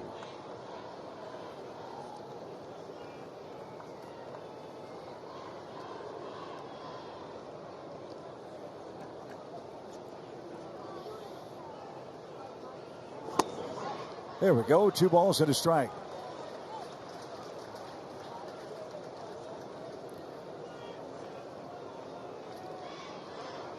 Phillies got both their runs in the first inning. They're both unearned runs. They have just 2 hits. That one inside the bag at third, and that's going to score Real Muto. Bohm on his way to third, and he'll stop there. Tough break for Palante. A couple of opposite field hits for the Phillies in this inning, and they take the lead. Yeah, those are maddening right here. Your Plaza Tire service pitch track. 94-mile-an-hour fastball down, away, just sticks the bat out. I mean, this thing just beat into the ground and sneaks right down the line. So Dusty Blake has spotted something. He wants to come out and calm down Palante, who's allowed 2 hits and a walk without retiring a batter so far in the inning. And action begins again in the St. Louis pen. It is Zach Thompson who starts to play catch. There's Zach. Don't know if we gave you the pitching matchups for the series in Arizona. Steven Matz will kick things off against Brandon Pfaadt. Kyle Gibson, Ryan Nelson on Saturday night. And then Miles Michaelis and Zach Gallen in a good duel Sunday afternoon. How about the start so far of the season for Steven Matz? Incredibly impressive. 1-0 on the young season, 1.74 ERA. It'll be big key to what they're doing in year 3 of a 4-year deal.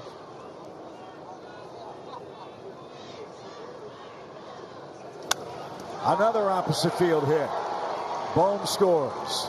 And Marsh throws out an anchor at second. So the Phillies going the other way this entire inning. They now have a 2-run lead. Right here with Castellanos. This is almost like playing a little pepper. Just pulls the hands in. Didn't even look like a full swing for him and shoots it through the right side. So rough inning for Palante. 3 hits and a walk. He does not retire a batter. And Zach Thompson is on for the Cardinals with the Phillies up 4-2 here in the 6th.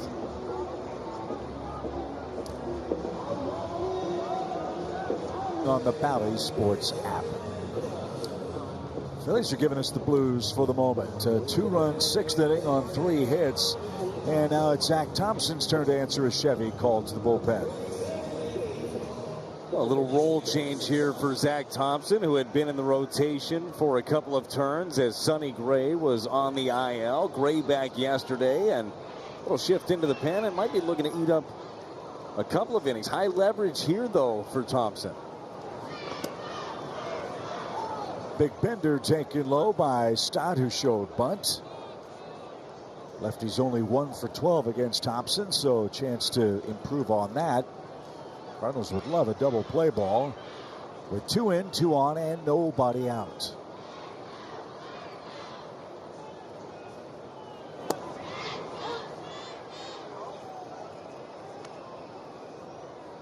Stott wanted to know if that was called a strike or because he offered at it.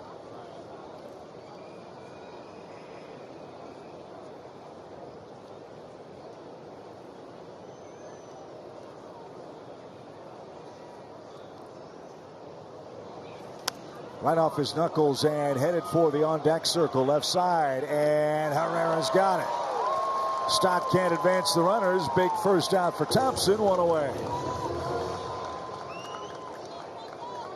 Well, what a pitch right there. Just ties him up, and a really nice job by Herrera to pounce. Finds this ball quickly right before it gets to the net.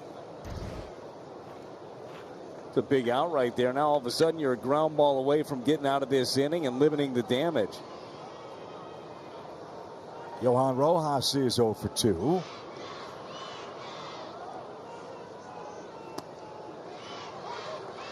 Got the call on the curveball. It's a nice weapon to have, too. Being able to throw that slower curveball in there. Steal strike 1. Nobody's up there looking for that thing first pitch.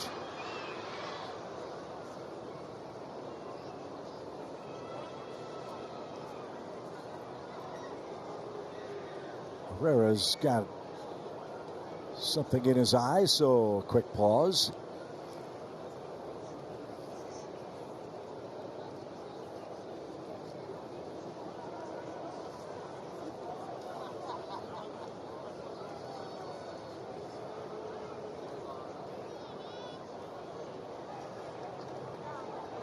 And now Rojas steps out. I believe he was charged with his timeout.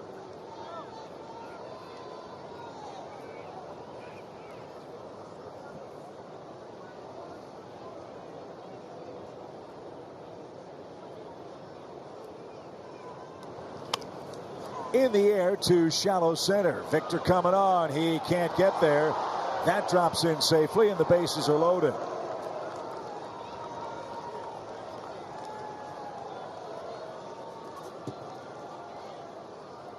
You've seen in this inning all the damage against Palante, little ground balls. Now this one, a flare that finds a home in the outfield, bases loaded, and not exactly the man that you want to see step into the plate in Schwarber. Cardinals have done a really nice job against him in this series, but they have to make some pitches here. 6 career slams for Schwarber. Today he's 0 for 2. He has walked and scored, however. And as you look at a 4-2 game, those 2 unearned runs in the first inning are awfully important. They're definitely important. Equally important is keeping it right here at this 2-run game. It's easy enough to chip away 2. Still got plenty of time to do that. Just got to leave those ducks on the pond.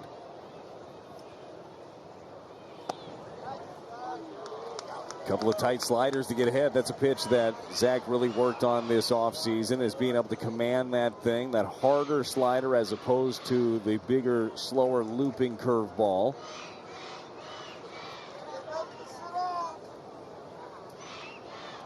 So you showed him a couple of those. Do you maybe elevate a fastball up well above the zone? The 0-2. Did he go?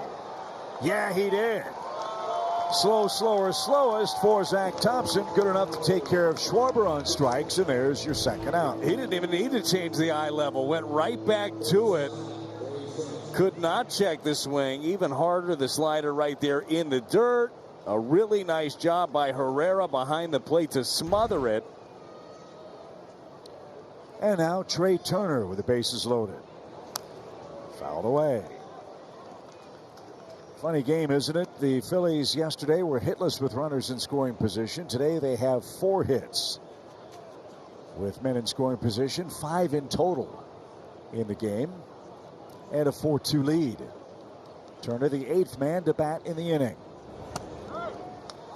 Well, that's baseball, right? That's why you play the game. Yeah. You just never know what's going to happen. Game 1 of the series, Spencer Turnbull just shoved. Couldn't figure out a way to get anything going. And able to get 3 against Wheeler yesterday and win that ball game, shut out the Phillies. Strike 3 call. Thompson punches out Schwarber and Turner with the bases loaded, and the Cardinals survive the 6th. I think that she'll be sitting there so quietly. Stuff gets me all jacked up, Chip. Wilson Contreras leads off. He struck out and walked and didn't get that. Strike 1. That's a different colored cotton candy than I've seen here. They all kinds. I haven't seen the orange, though. Yeah. You got the blue, the pink.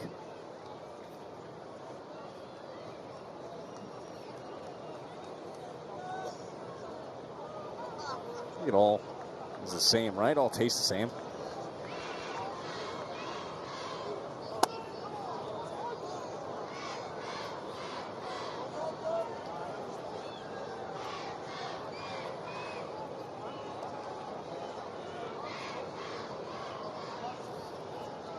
Matt Strom's getting loose. This might be the final inning for Nola.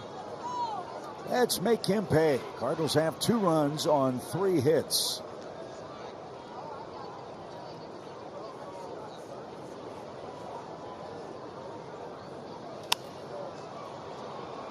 That's off to our right, still 0-2. Contreras has reached base in 17 straight games. He extended that with a 3rd inning walk. Well, 0-2, you can still do some damage. That's exactly what Donovan did. His was an 0-2 breaking ball that he just got the barrel to, flew out of the park. But it's not to be there. He's dotted on the outside corner. And Aaronola's starting to get the feel for that breaking ball. Takes care of Wilson. And this time the cutter, Plaza Tire Service pitch track. I mean, that is perfectly placed. You can see the ball move. It moves just enough to tell you that it's not true to the catcher's glove. Gorman's 0 for 2.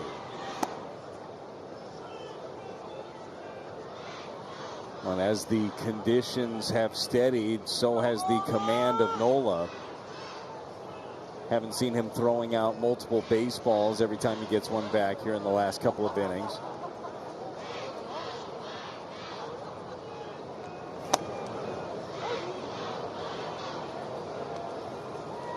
Kids are at the ballpark today. You can hear them cheering the Birds on in the middle innings.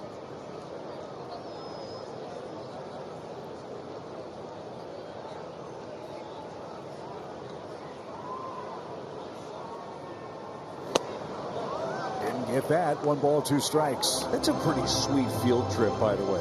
Oh, going to a Cardinal baseball game? You serious? Well, you're going to learn a lot of things. Actually had a great program earlier teaching about baseball. Benji Molino, Polo Asensio, the Spanish broadcasters had that whole crew learned about the game of baseball, learned about life. They did a great job with the kids.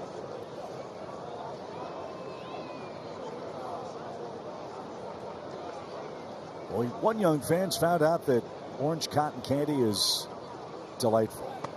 Ball 3. This one's got more sugar.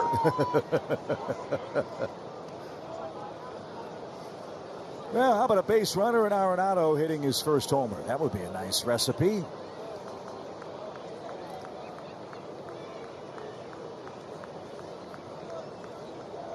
Pitch 82 from Nola is on the way.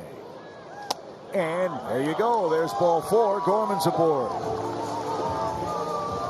He's being a lot more selective at the plate.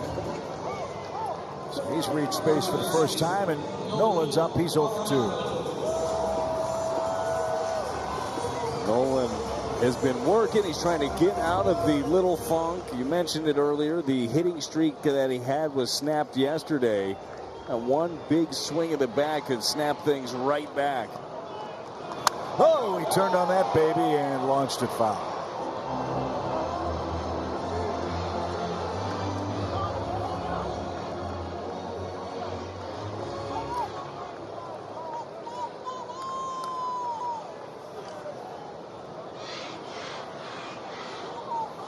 No balls and a strike.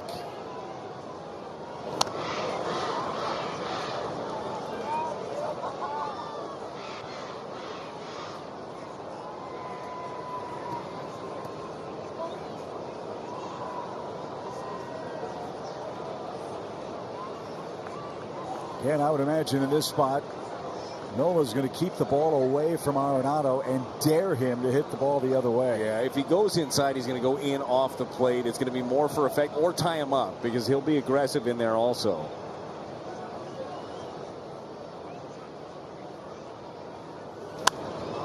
Fought it off to stay alive. No balls, 2 strikes. You see it happen an awful lot when big league players aren't as comfortable as they'd like when they're able to hit the ball the other way and let it travel. You mentioned that about Nolan Gorman the other day. Let the ball travel, and all of a sudden the swing is loosened up and the ball jumps. Maybe that's what Arenado needs. Well, and even if just the thought is that way, yeah, right? You're just thinking about being calm instead of jumpy, right? Because we know that Nolan Arenado, his spray chart, he pulls the ball that's on the outer half, and he does so with authority when he's on. But it's still that thought about catching it a little bit deeper in the zone instead of being caught out in front. And it's obviously easier said than done. Yeah. But you look at the way the Phillies are lining up here in a spot where you're down 2 runs. Stott is all the way up the middle. Harper's holding the runner at first. There's 3 acres to play with on the right side of the infield for Arenado. Yeah, the idea of take what they give you. Well, he's battled back to an even count. Nola's fastball now in the upper 80s. So he might be running out of steam. The Phillies saw that again with Strom getting loose in their bullpen. He's getting ready for Burleson and Crawford. If we get that far, the 2-2 pitch. Tried to hit that ball to right. And spoils another one. Reel him in, Nolan. Pitch number 7 is coming up. A pitch sequence for Nola. He sunk it, the cutter, and then 4 straight 4-seamers.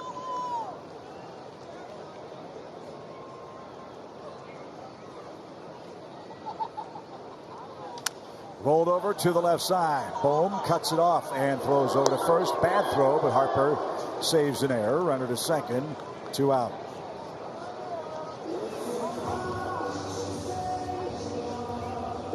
So it's up to Herrera to keep the inning alive for the Cardinals. He's already homered. It was the longest homer by distance of any Cardinals hitter this year. 432, I believe, the tail of the tape. Almost to the concourse level above the Phillies bullpen.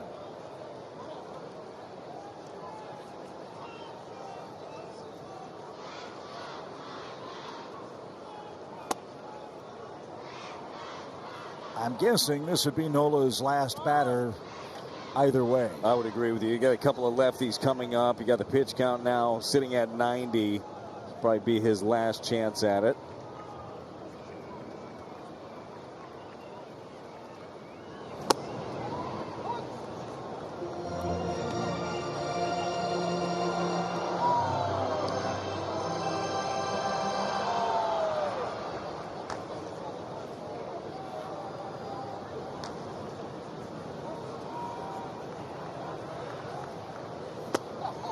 Taken low.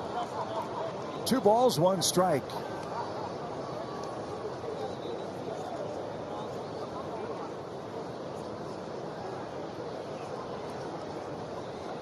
Cardinals hitting .239 as a team with 2 outs.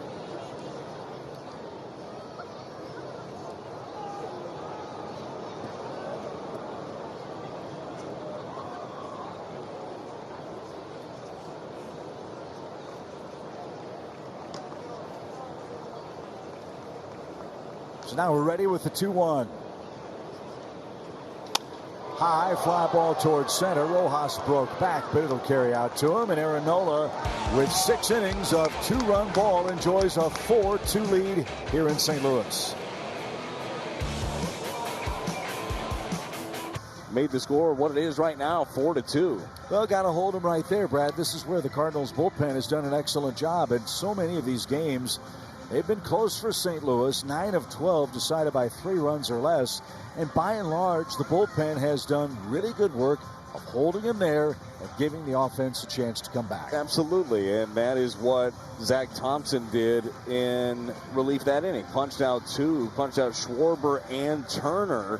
Left all those ducks on the pond. That was huge. It continues to give you a chance. And Thompson is a guy that we've seen in multiple roles. Obviously, we've seen him start first couple of games this season. We saw him start last year, but he's been an effective weapon out of the bullpen as well. So he'll start the 7th inning with Bryce Harper, Real Muto, Bohm, and Marsh, the first 4 scheduled. Harper 0 for the series. Little pop left side. He swings the first one, and Nolan's got that. So Bryce Harper is 0 for 3.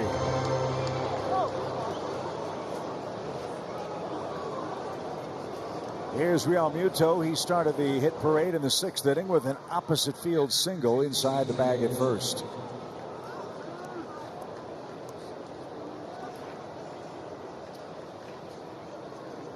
JT has scored 2 runs. Remember, the Cardinals 2 unearned runs in the 1st inning. Lance Lynn, leadoff walk, got 2 quick outs. Real Muto, a routine, well, that's not fair. A deep fly ball to center. Victor Scott twisted and turned and dropped it. Had scored Schwarber. Bohm followed with a single, and just like that, it was 2-zip.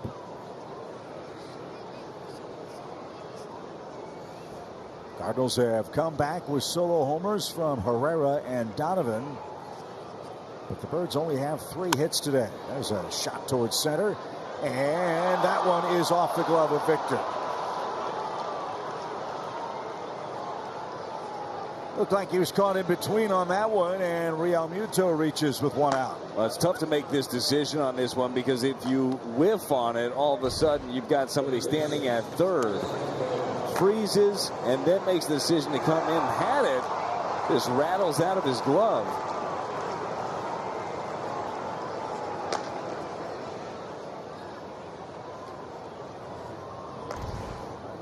They give Real Muto a hit. That's a knock. Left his feet.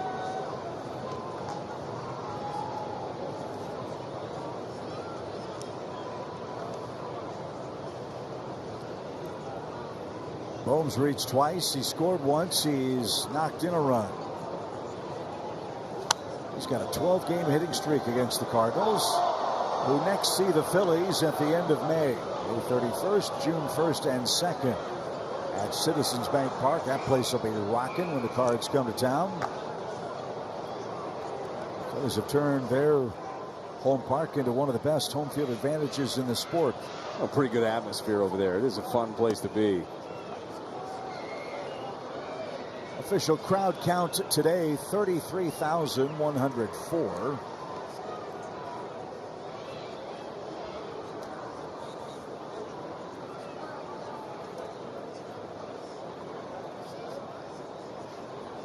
And a peg to first. You do have to keep an eye on Real Muto.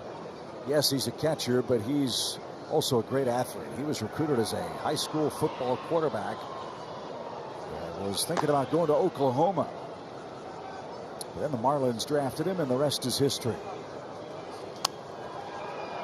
Think about the team they had in Miami. Stanton, Yelich, Jose Fernandez, JT Realmuto, Ozuna.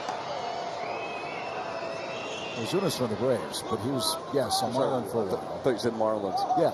No. My bad. No, that was my bad.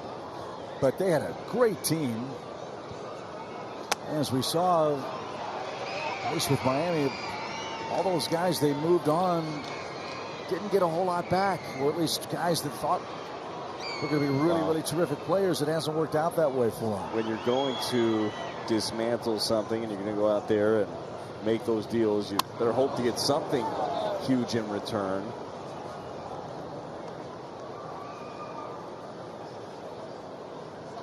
I've said it before, and I'll say it again, that biggest loss for that franchise was Jose Fernandez and his infectious personality and otherworldly talent on the mound. Terrible.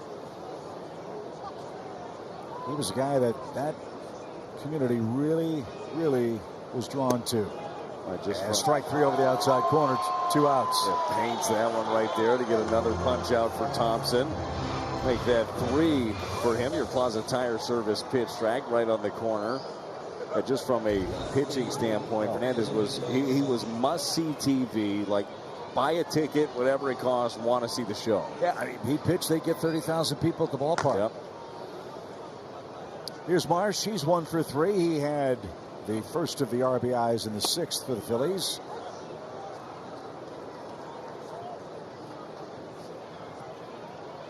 Guessing Matt Strom will be next for Philly. 3 lefties due among the next 4 on the Cardinals card. 4-2 game. That's upstairs. 1 ball, 1 strike.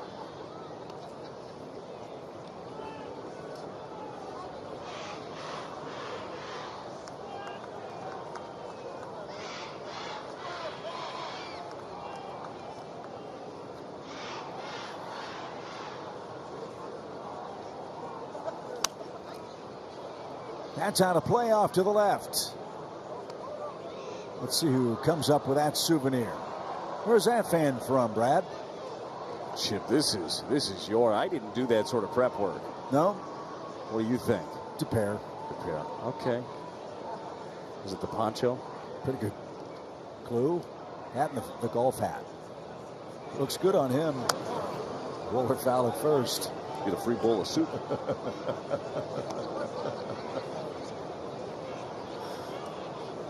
4-6-0 for the Phillies. 2-3-2 for the Cardinals.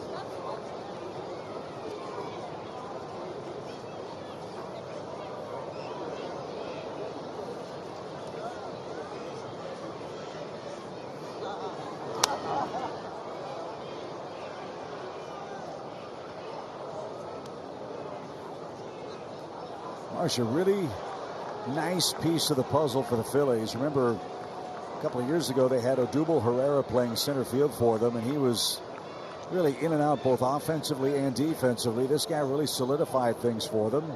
And now with Rojas manning center, you have the luxury of 2 center fielders in your defensive lineup every day. That was close. 2-2. A pretty nice breaking ball right there by Thompson. Caught well by Herrera behind the plate. The difference again, he was looking for that thing down the way and reaches across makes it a little bit tougher to get that one. But I agree with you with Marsh. Just good player, grinds out at bats. But he's struck out by Thompson, who has punched out 4 men in 2 innings of relief. In Game 3, both Nola and Lance Lynn pitched terrifically today. Strong pitching performances. We've seen that throughout this series. The starters have looked good. Cardinals looking for some more of those clutch hits. Unfortunately, a pair scored in the 6th inning, and now finally Nola out of this ball game. Matt Strom is in. He's your Chevy call to the bullpen. 6th game of the season. 4 scoreless appearances for him in a row. Blew a save on opening day. But he has looked solid. Remember him a long time. Started his career in Kansas City. Was with the Padres for a number of years before spending 2022 in Boston. And he and Brandon Marsh go to the same barber. That's a little known fact for the Phillies outfielder. Yeah, not often. Yeah, not right, often. Yeah. But as we start our Honda home run inning with the Cardinals down 2. If the Birds hit one out here, your Gateway Honda dealers donate $1,000 to the Make-A-Wish Foundation. St. Louis has hit 2 homers today. One by Herrera, one by Donovan. And it's lefty-lefty for Alec Burleson, who's 1 for 2 today. First pitch swing on the ground to second. Alec flips the bat away in frustration. 1 man down. And Burleson playing for Paul Goldschmidt, who's really struggling at the plate. He'd be the first to tell you that. And ideally, Ali told us he'd prefer not to use Goldie at all today, right? Yeah, just give him the day, too. I mean, even without the struggles offensively, you've got to get players off their feet at times. Mason Wynn coming in, hitting for Crawford. We finished 0 for 2 at shortstop today. Mason had a big moment in the first game of this series. 2 outs, 2 strikes, a base hit to left to get Game 1 of this series tied and force extra innings. Man, was he fired up about it as he made his way to first. That was so fun to see. Talk about just building up some confidence. This young man has got plenty of it, and you have to, man. You have to at this level. You have to believe in yourself. You have to believe in the abilities. He just carries himself like he's been here for a while, and I mean that with a great deal of respect. It's not a cockiness necessarily. It's just he knows he belongs here. And he's showing it offensively this season. .333 average. He's made all the plays at shortstop. And as you mentioned, St. Louis, 14 double plays turned this year. He's had a hand in almost all of them. Pretty much almost every one of those bad boys. And this is a tough assignment, too, for a young man coming off the bench late in a ball game. Finds himself in a hole. Can he shorten up, put a little pressure on that defense? Breaking ball froze him, and Strom has out number 2 via strikeout. And Jordan Walker is coming up. We'll celebrate him with a special day on Friday, April 19th, when the Brewers are here. 25,000 fans. 16 and up get a Jordan Walker bobblehead presented by Central Bank. Go to cardinals.com/promotions for all the details. Walker hit a bullet to center last time up. And that one off the end of the bat. Chip, how many bobbleheads have you had in your career? Oh, me? Yeah, you. Of you. Really 0. That head of hair has not been on a bobblehead yet? I think they're more worried about having enough hair for the eyebrow. All right, how many chia pets have you had then? Oh, at least 5 or 6. Ground ball foul. The Einstein chia pet was the best. Oh, that's an idea right there. Yeah, write that down for next year. No bobblehead. The Chip Carey chia pet. Oh, yeah, but it has to grow just out of the eyebrows. It can be both, okay? Okay. Or just the eyebrows, whatever you want. Why don't we just stick with the Cardinal bird hat? Are chia pets still a thing? Ricky Doherty, our stat man, says yes. Driven the other way foul. I'll bet Ricky has an unbelievable chia pet collection. You think so? Yeah, Ricky. Oh, no question. It's kind of, everybody's got their thing. I Yeah. can see Ricky being a chia pet kind of guy. No balls, 2 strikes.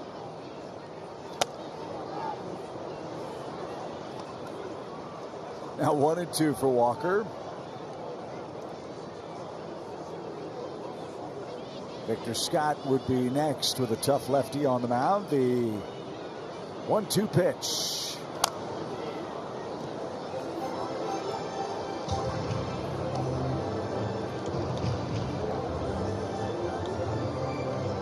How long would it take you to grow your hair as long and strong? I have no idea. I know that if I tried to do it, though, Chip, I'm telling you, it's going to look like Joe Dirt. And he's just going to come in. 1-2. What do you think would grow faster, your hair or the chia pet? Chia pet. Chia pet? Yeah, pretty good chance. I think so. You water that, it'll grow, you know. You know what chia pets are going for now? What's that? Ricky's online. He's going to order one. He's going to order the Bob Ross chia pet. Oh, that's a good one. For $20. Stop it. Shot to short. And Trey Turner with a strike to first.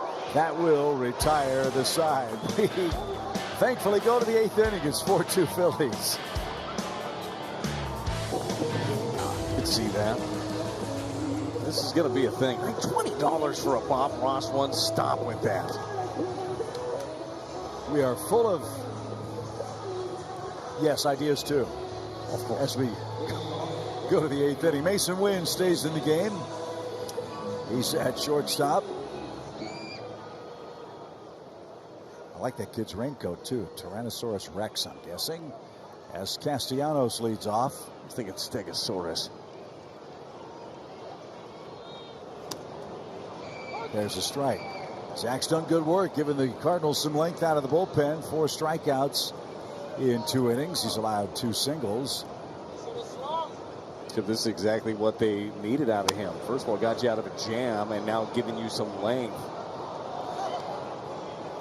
Were you surprised at the way Ali used his bullpen last night? Because we were told that the first option was going to be Zach Thompson out of the bullpen behind Sonny Gray. I wasn't, due to the fact that where the Cardinals were in the game. So Sonny was able to get them through 5 innings. Remember, in that 5th inning, they did have Zach throwing out in the bullpen.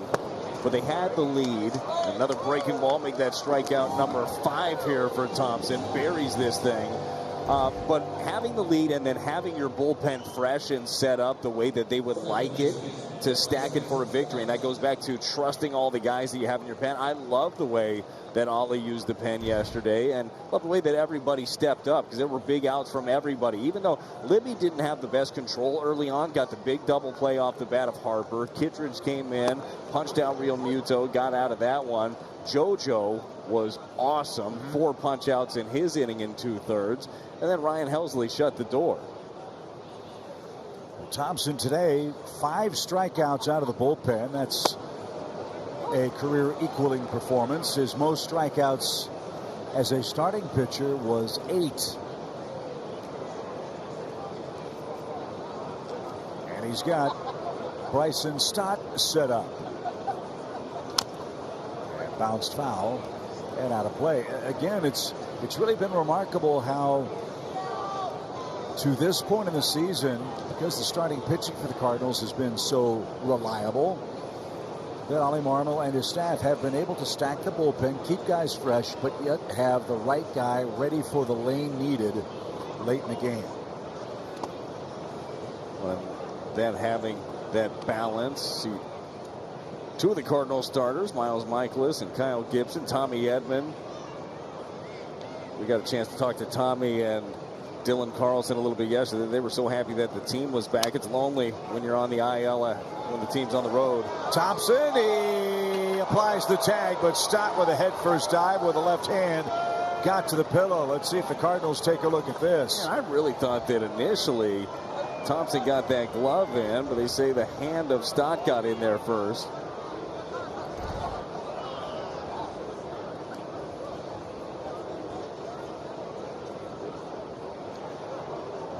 Looks safe from that angle. St. Louis is challenging the safe call at first base. Nothing to lose. You might as well see if you get lucky with the call. But another infield hit for the Phillies. They've had a ton of them in this series. A couple of infield hits yesterday actually almost derailed things for that Cardinals bullpen. It was Kittredge that was on the mound, had a little dribbler that went in between him and Goldie. Then Castellanos, I believe it was, just got in his kitchen and dumped one somehow in the infield, a spinner, but able to get out of it. That's one of the few times, I think, Brad, we'd agree that you do consider diving at first base. Oh, for sure. Yet it's not faster to do that. But if you're evading that tag, of course, you're going to hit the dirt. So we think that Stott beat the ramp at first for his first hit of the game as replay center in New York. It's an impressive setup. St. Louis loses the challenge.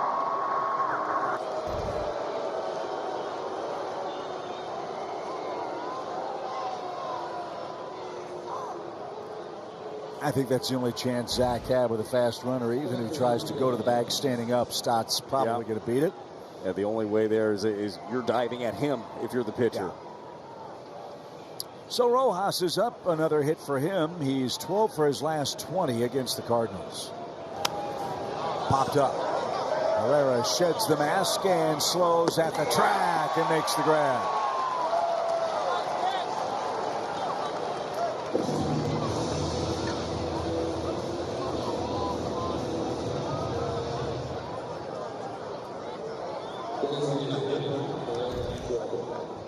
Seen a couple that he tracks down. Goes shin guard, knee first into that brick wall back there. Luckily, he's got some protection. So we'll take another look at Schwarber here in the 8th inning. He's 0 for 3. Sharply hit and a rocket into right. That got to Walker in a big-time hurry. Can't wait to see the exit velo on this missile off Schwarber's bat. Well, he's been so aggressive early in counts. First pitch swing, and this is the first time in this series he's actually come up with a knock. And this one, you mentioned it getting there in a hurry. 115.1 miles an hour off the bat. So, I mean, that thing's going to catch you if you get it. So 2 on, 2 out for Trey Turner. Phillies now with 8 hits in the game. Palante and Nola, the pitchers of record so far this afternoon. Cardinals have 6 outs left. They'll have the top of the order coming up after Victor Scott starts things in this 8th inning. Ground ball foul. 1 ball, 1 strike. Ryan Fernandez has started to play catch. He's getting loose as Thompson now 41 pitches.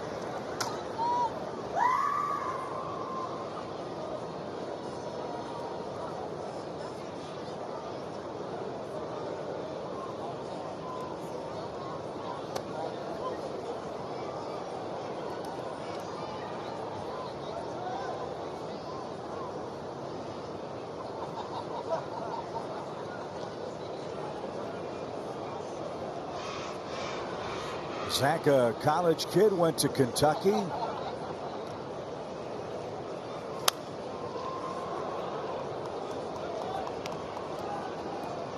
4-inning save at his major league debut in June of 2022.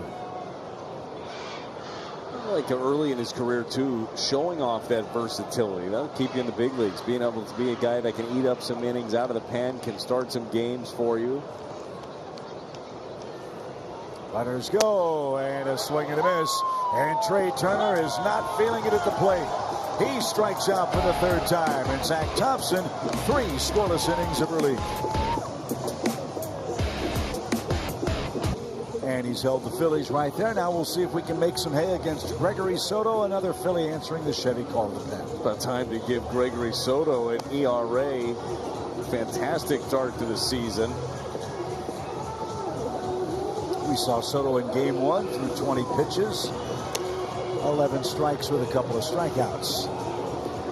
Victor Scott, Brendan Donovan, Wilson Contreras, the first 3 coming up. Look, we're just a bloop and a blast away from tying this game.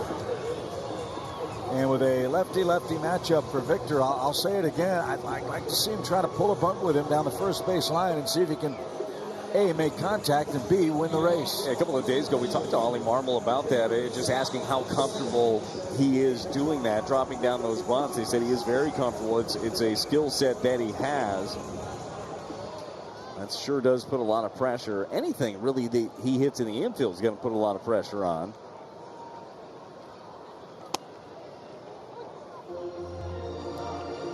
You hit on the perfect point, though. You are. You're a bloop, a blast away from tying this ball game up. A quick little rally from getting things going. It doesn't feel like it. You only scattered 3 hits in this ball game. That's how quickly it can escalate, though. Soto's in there pumping the gas. Nice, easy 97.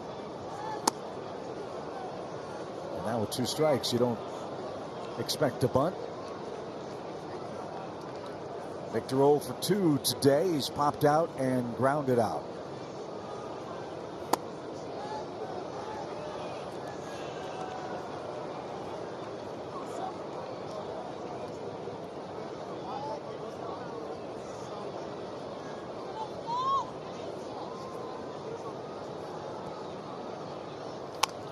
Run, baby. Little dribbler toward third. Scott's going to have an infield hit. And did Victor turn the wrong way? He did. Oh. He got past the first base bag and turned toward the infield, not foul ground. The Phillies sniff that out and get a huge break as Victor's going to be tagged out. Just the stuff you did what we were talking about, right? Put the ball on the ground. That just simply can't happen. Get a good look at it here. Plus hard. No, he's got the hit, but then turns into fair territory.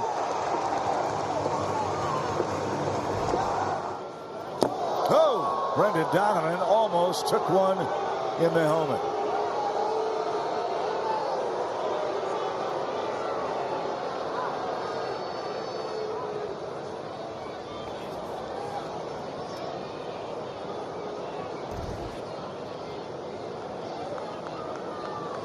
Can't miss there. Oh, it's 98 miles an hour at the head.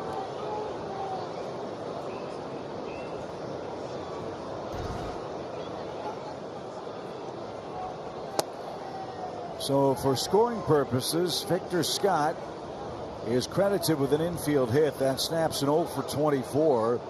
He's out 5-3 after turning back into fair territory after an infield single.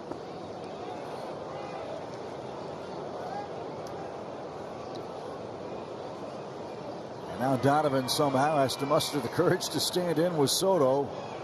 He's ahead 3-0. Well, that very next pitch, you see Donovan, he didn't even flinch. Did not move. That shoulder, that front hip, nothing flew out. He's about as tough as they come. On the ground right side, and Stock takes care of that for out number 2. So 2 up, 2 down for St. Louis in the 8th inning. Here's a quick word from BJC Healthcare.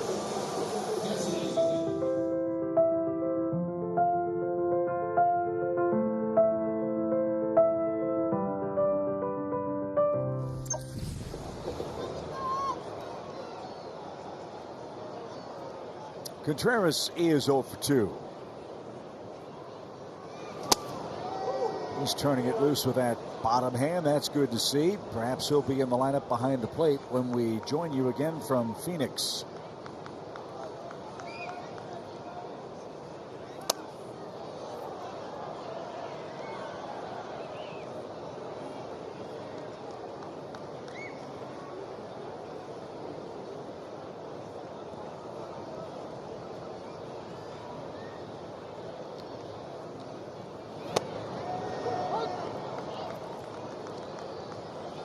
A ball and 2 strikes.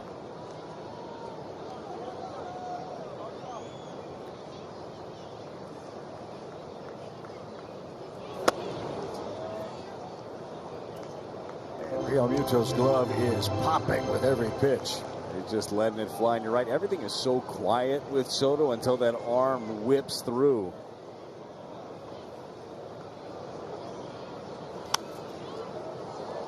Got to play. We'll try again. 2 balls, 2 strikes. Such an unfortunate start to this inning right here. You get the hit, you get on, just a bad base running, put you in a hole.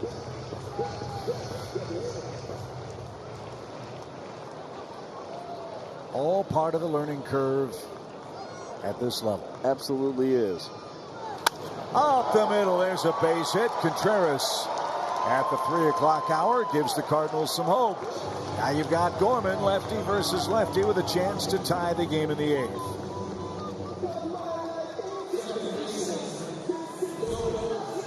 Power on power, 98-mile-an-hour fastball from Soto. Contreras gets the barrel to it, shoots it right back up the box.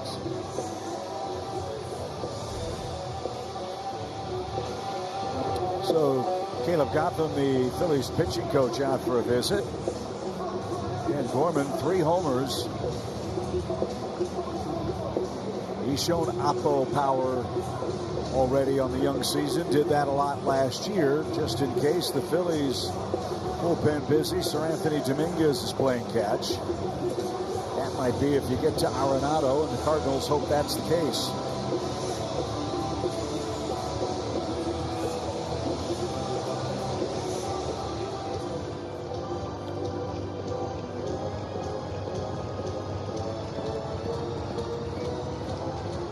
Well, can the Cardinals come up with some late inning magic today? 1 on, 2 outs. Pulled, foul at first. That almost got Stubby Clapp on the way by. Bryce Harper playing right in front of the first base bag, not really holding Contreras. More about guarding the line here for Bryce.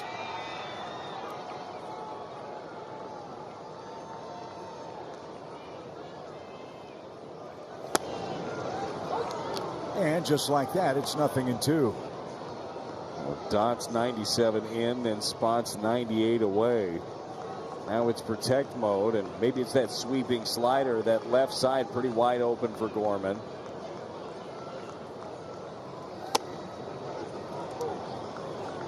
It's amazing. If that was a slide step, he threw that ball 98 miles an hour. Still got plenty of power. Man.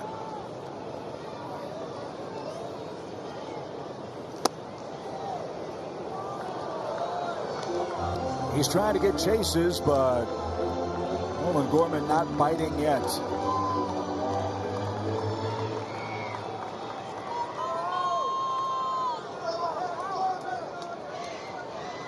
Here comes the 2-2 pitch. So an advantage for Contreras now. He'll get a head start. If Gorman splits a gap, he might be able to score.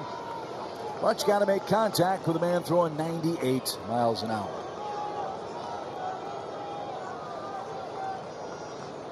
There he goes. The pitch is high. And now Arenado a chance to put the Cardinals in front. Bob Thompson's on his way out. No way is he going to let Soto face Arenado. He's going to bring on Sir Anthony Dominguez with 2 on, 2 out in a 2-run 8th inning game. So Gorman, 2 walks. There's your score. There are your base runners. It's Arenado time when we come back. Phillies bullpen surrendered 4 homers this year in 40 innings of work. 2 on, 2 out. And Nolan takes strike 1.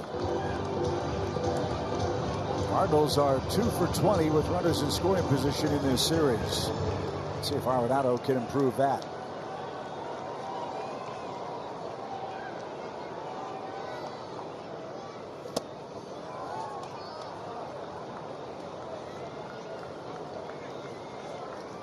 Dominguez, another guy that wants you to chase.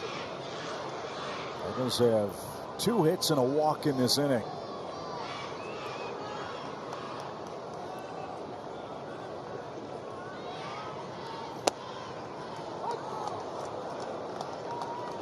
One ball, 2 strikes.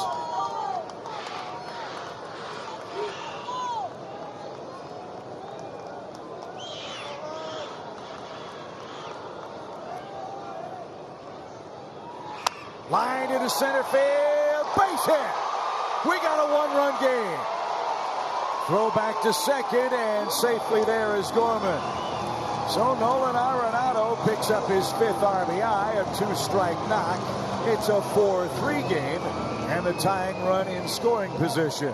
Protected, was able to cover this 96-mile-an-hour fastball and has just enough to drop this thing into center field right off the end of the bat. Get this thing just a little bit tighter. Again, Redbirds aren't going away. Herrera takes one around the bill of the cap. 432-foot homer for Herrera earlier in the game. We'd settled for a long single here.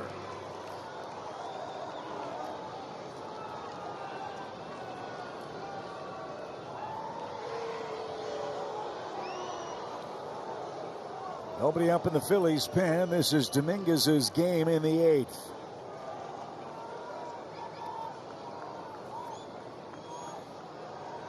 Oh, he swung at ball 2 and ripped that into the Phillies dugout.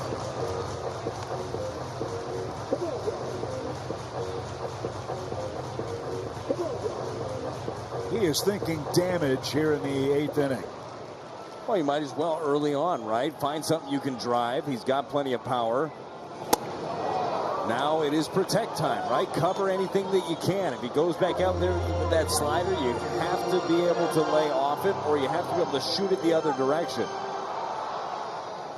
Well, Arenado had a 2-strike hit. Let's see what Herrera can do. Fought off a slider. That's right, pitch him. I'd make him hit the ball the other way if you can. Well, he's shown off plenty of pull side power. That is, to me, a really good piece of hitting. Foul that thing off. Get yourself another chance. Maybe he goes right back to the well. Slider backs up a little bit, and he can barrel something.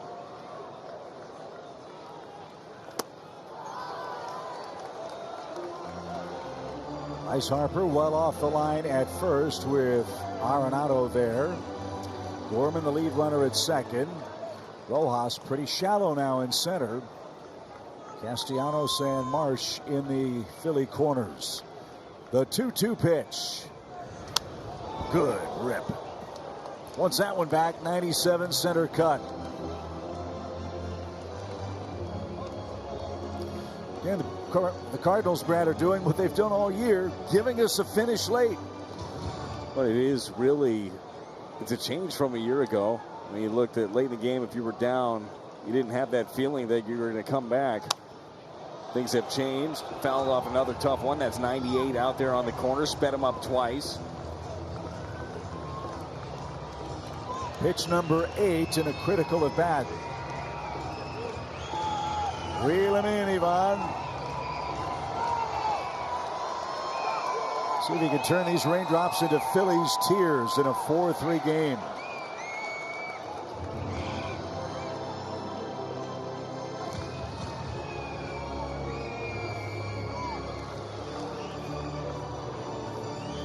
Almost half of the Cardinals' runs have come in the 7th inning or later this year. They've got one. The pitch. Outside, full count. So now a real advantage. You're going to have 2 runners in motion. A double could put you in front. And that man is waiting next. 3 balls, 2 strikes. Little tapper back to the mound. He swung at ball 4, and that will retire the side. The Cardinals pick up 1, 2 hits, make it 3 hits and a walk, and we go to the 9th. Very sweet, aren't they? Very, very. You see them all over town. Bryce Harper versus Thompson in the 9th inning. Got to hold him right here. Got 2 frustrated Phillies batting back-to-back on their lineup card. Trey Turner and Bryce Harper. It's been 0 for 10 to this point in the series for Harper. Would love to see 11.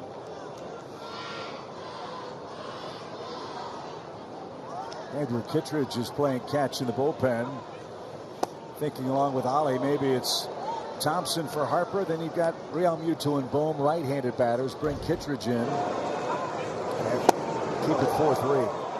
I think Bryce was looking for something else there. That slow bender.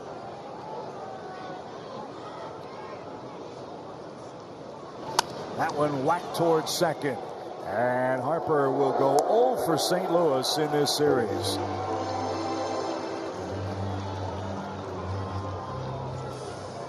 So there's out number one. And yes, it is going to be Kittredge for the right-hand batters. And Zach Thompson, outstanding work, Brad, in relief.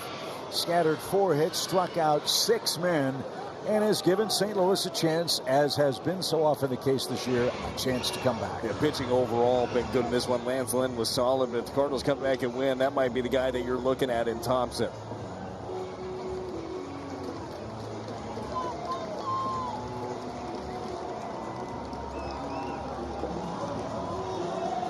Season, one of those new faces is the veteran Andrew Kittredge, who's already paying big dividends in relief. He is, and just a calm presence out on the mound late in games. We saw him in the ball game last night, 2/3 of an inning, 2 strikeouts, came in and got that big punch out of JT Realmuto. Came in relief of Matthew Liberatore. That pitch is just seems so easy coming out of his hand, and as a hitter you got to make a decision because he's going one of 2 directions. He's got the slider that darts that way, and he's got a sinker that will bust in on your hands.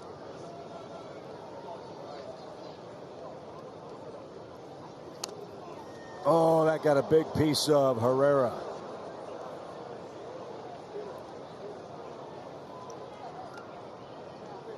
Realmuto knows all about that. I think that got Ivan above the shin guards. Yeah, he tried to wave off Chris Conroy there for a second. Said you can go, but he might need a second. That's as flush as you're going to get caught right on the inside of the thigh.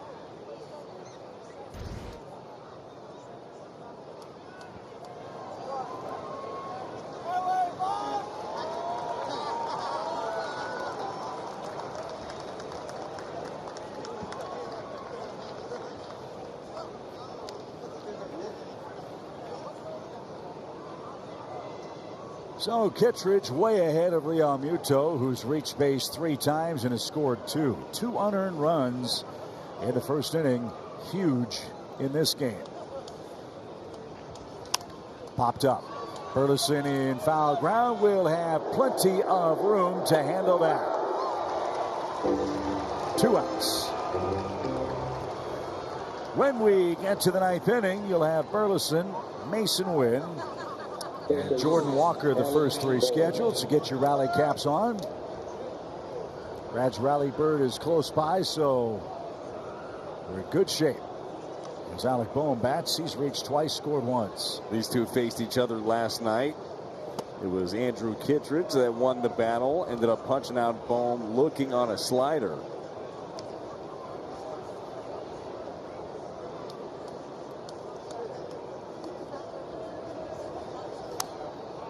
Line on Zach Thompson, 3 1/3 innings, no runs, 4 hits, 6 strikeouts, and most importantly, no walks.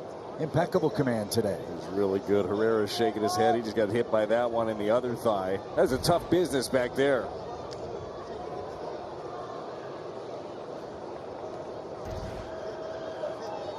Well, at least he won't limp. He's all even now. You want to catch, you say? It'll be fun, they said.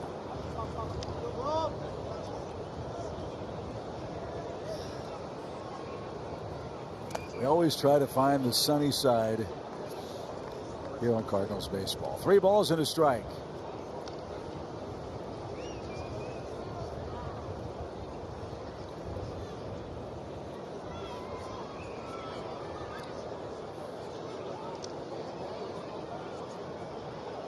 Marsh would be next. So full count. Oh, it's fun watching veteran relievers have their plus stuff. So calm, so collected. Nothing phases Andrew Kittredge. He's an all-star, you know. He's been around a while. Back after Tommy John surgery and healthy for the Cards. The payoff.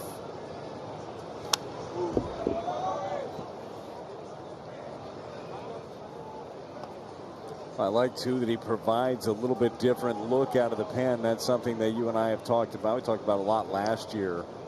There's a different setup, hides the ball well, really fast arm.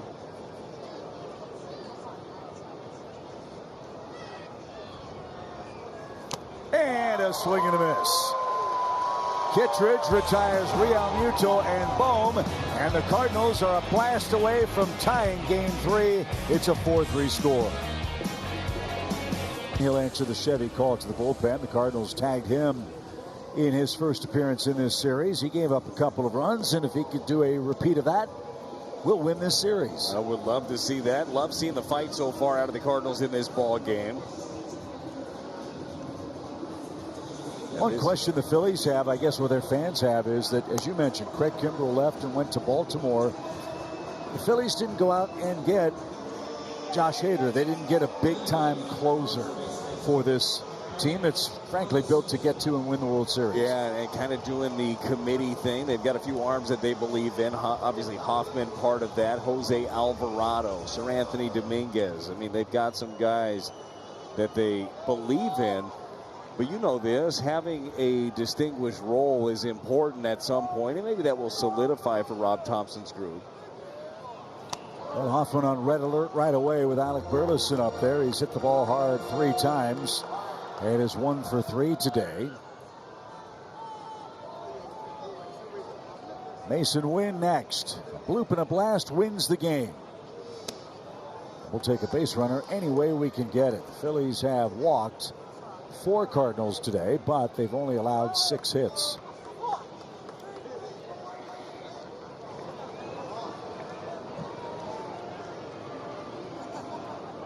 Swing and a shot over the glove of Stott and into right field.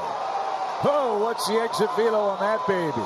Schwarber had one 115 off the bat. That was awfully close, I would think. Nope, not quite as hot.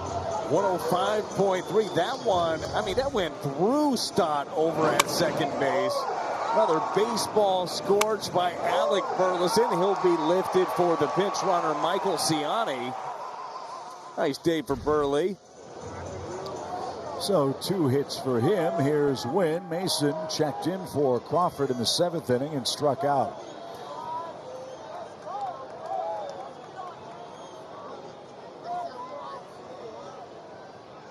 No sign of a bunt.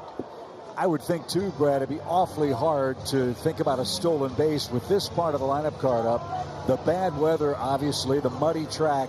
But also you got JT Realmuto behind the plate. You better have something on Hoffman if you're going to do that. You better have a tell that gives you a jump. Popped up. Shallow right. And Castellanos has plenty of room. And there's the first out.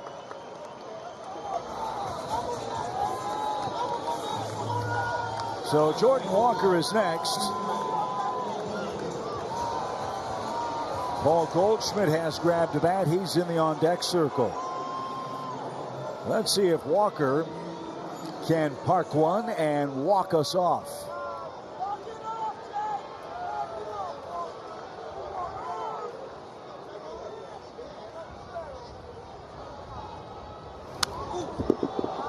Well, as we talked to Ollie earlier, he said he wanted to give Goldie that full day off, but you got a situation like this, and you've got the MVP from a couple of years ago is lurking on the bench, and as he told us, he said, I know at some point he's going to be standing there holding his helmet next to me.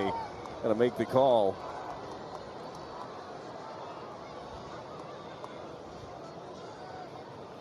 Sharply hit to short. Second base 1, first base 2, and the Phillies survive and win the series in St. Louis. 4-3 is the final score today, and the Cardinals wrap up a 3-3 homestand. Well, disappointing in the finale because I really believe it's the first time in the season that the Cardinals beat themselves. Had some unforced errors in this ball game. Well pitched by the Birds, just not quite enough to come back and get the series victory. Aaron Nola the winner, Andre Palante the loser. Hoffman picks up the save, and we'll wrap it all up for you on Cardinals Live postgame from our Bally Sports Midwest studios after the break.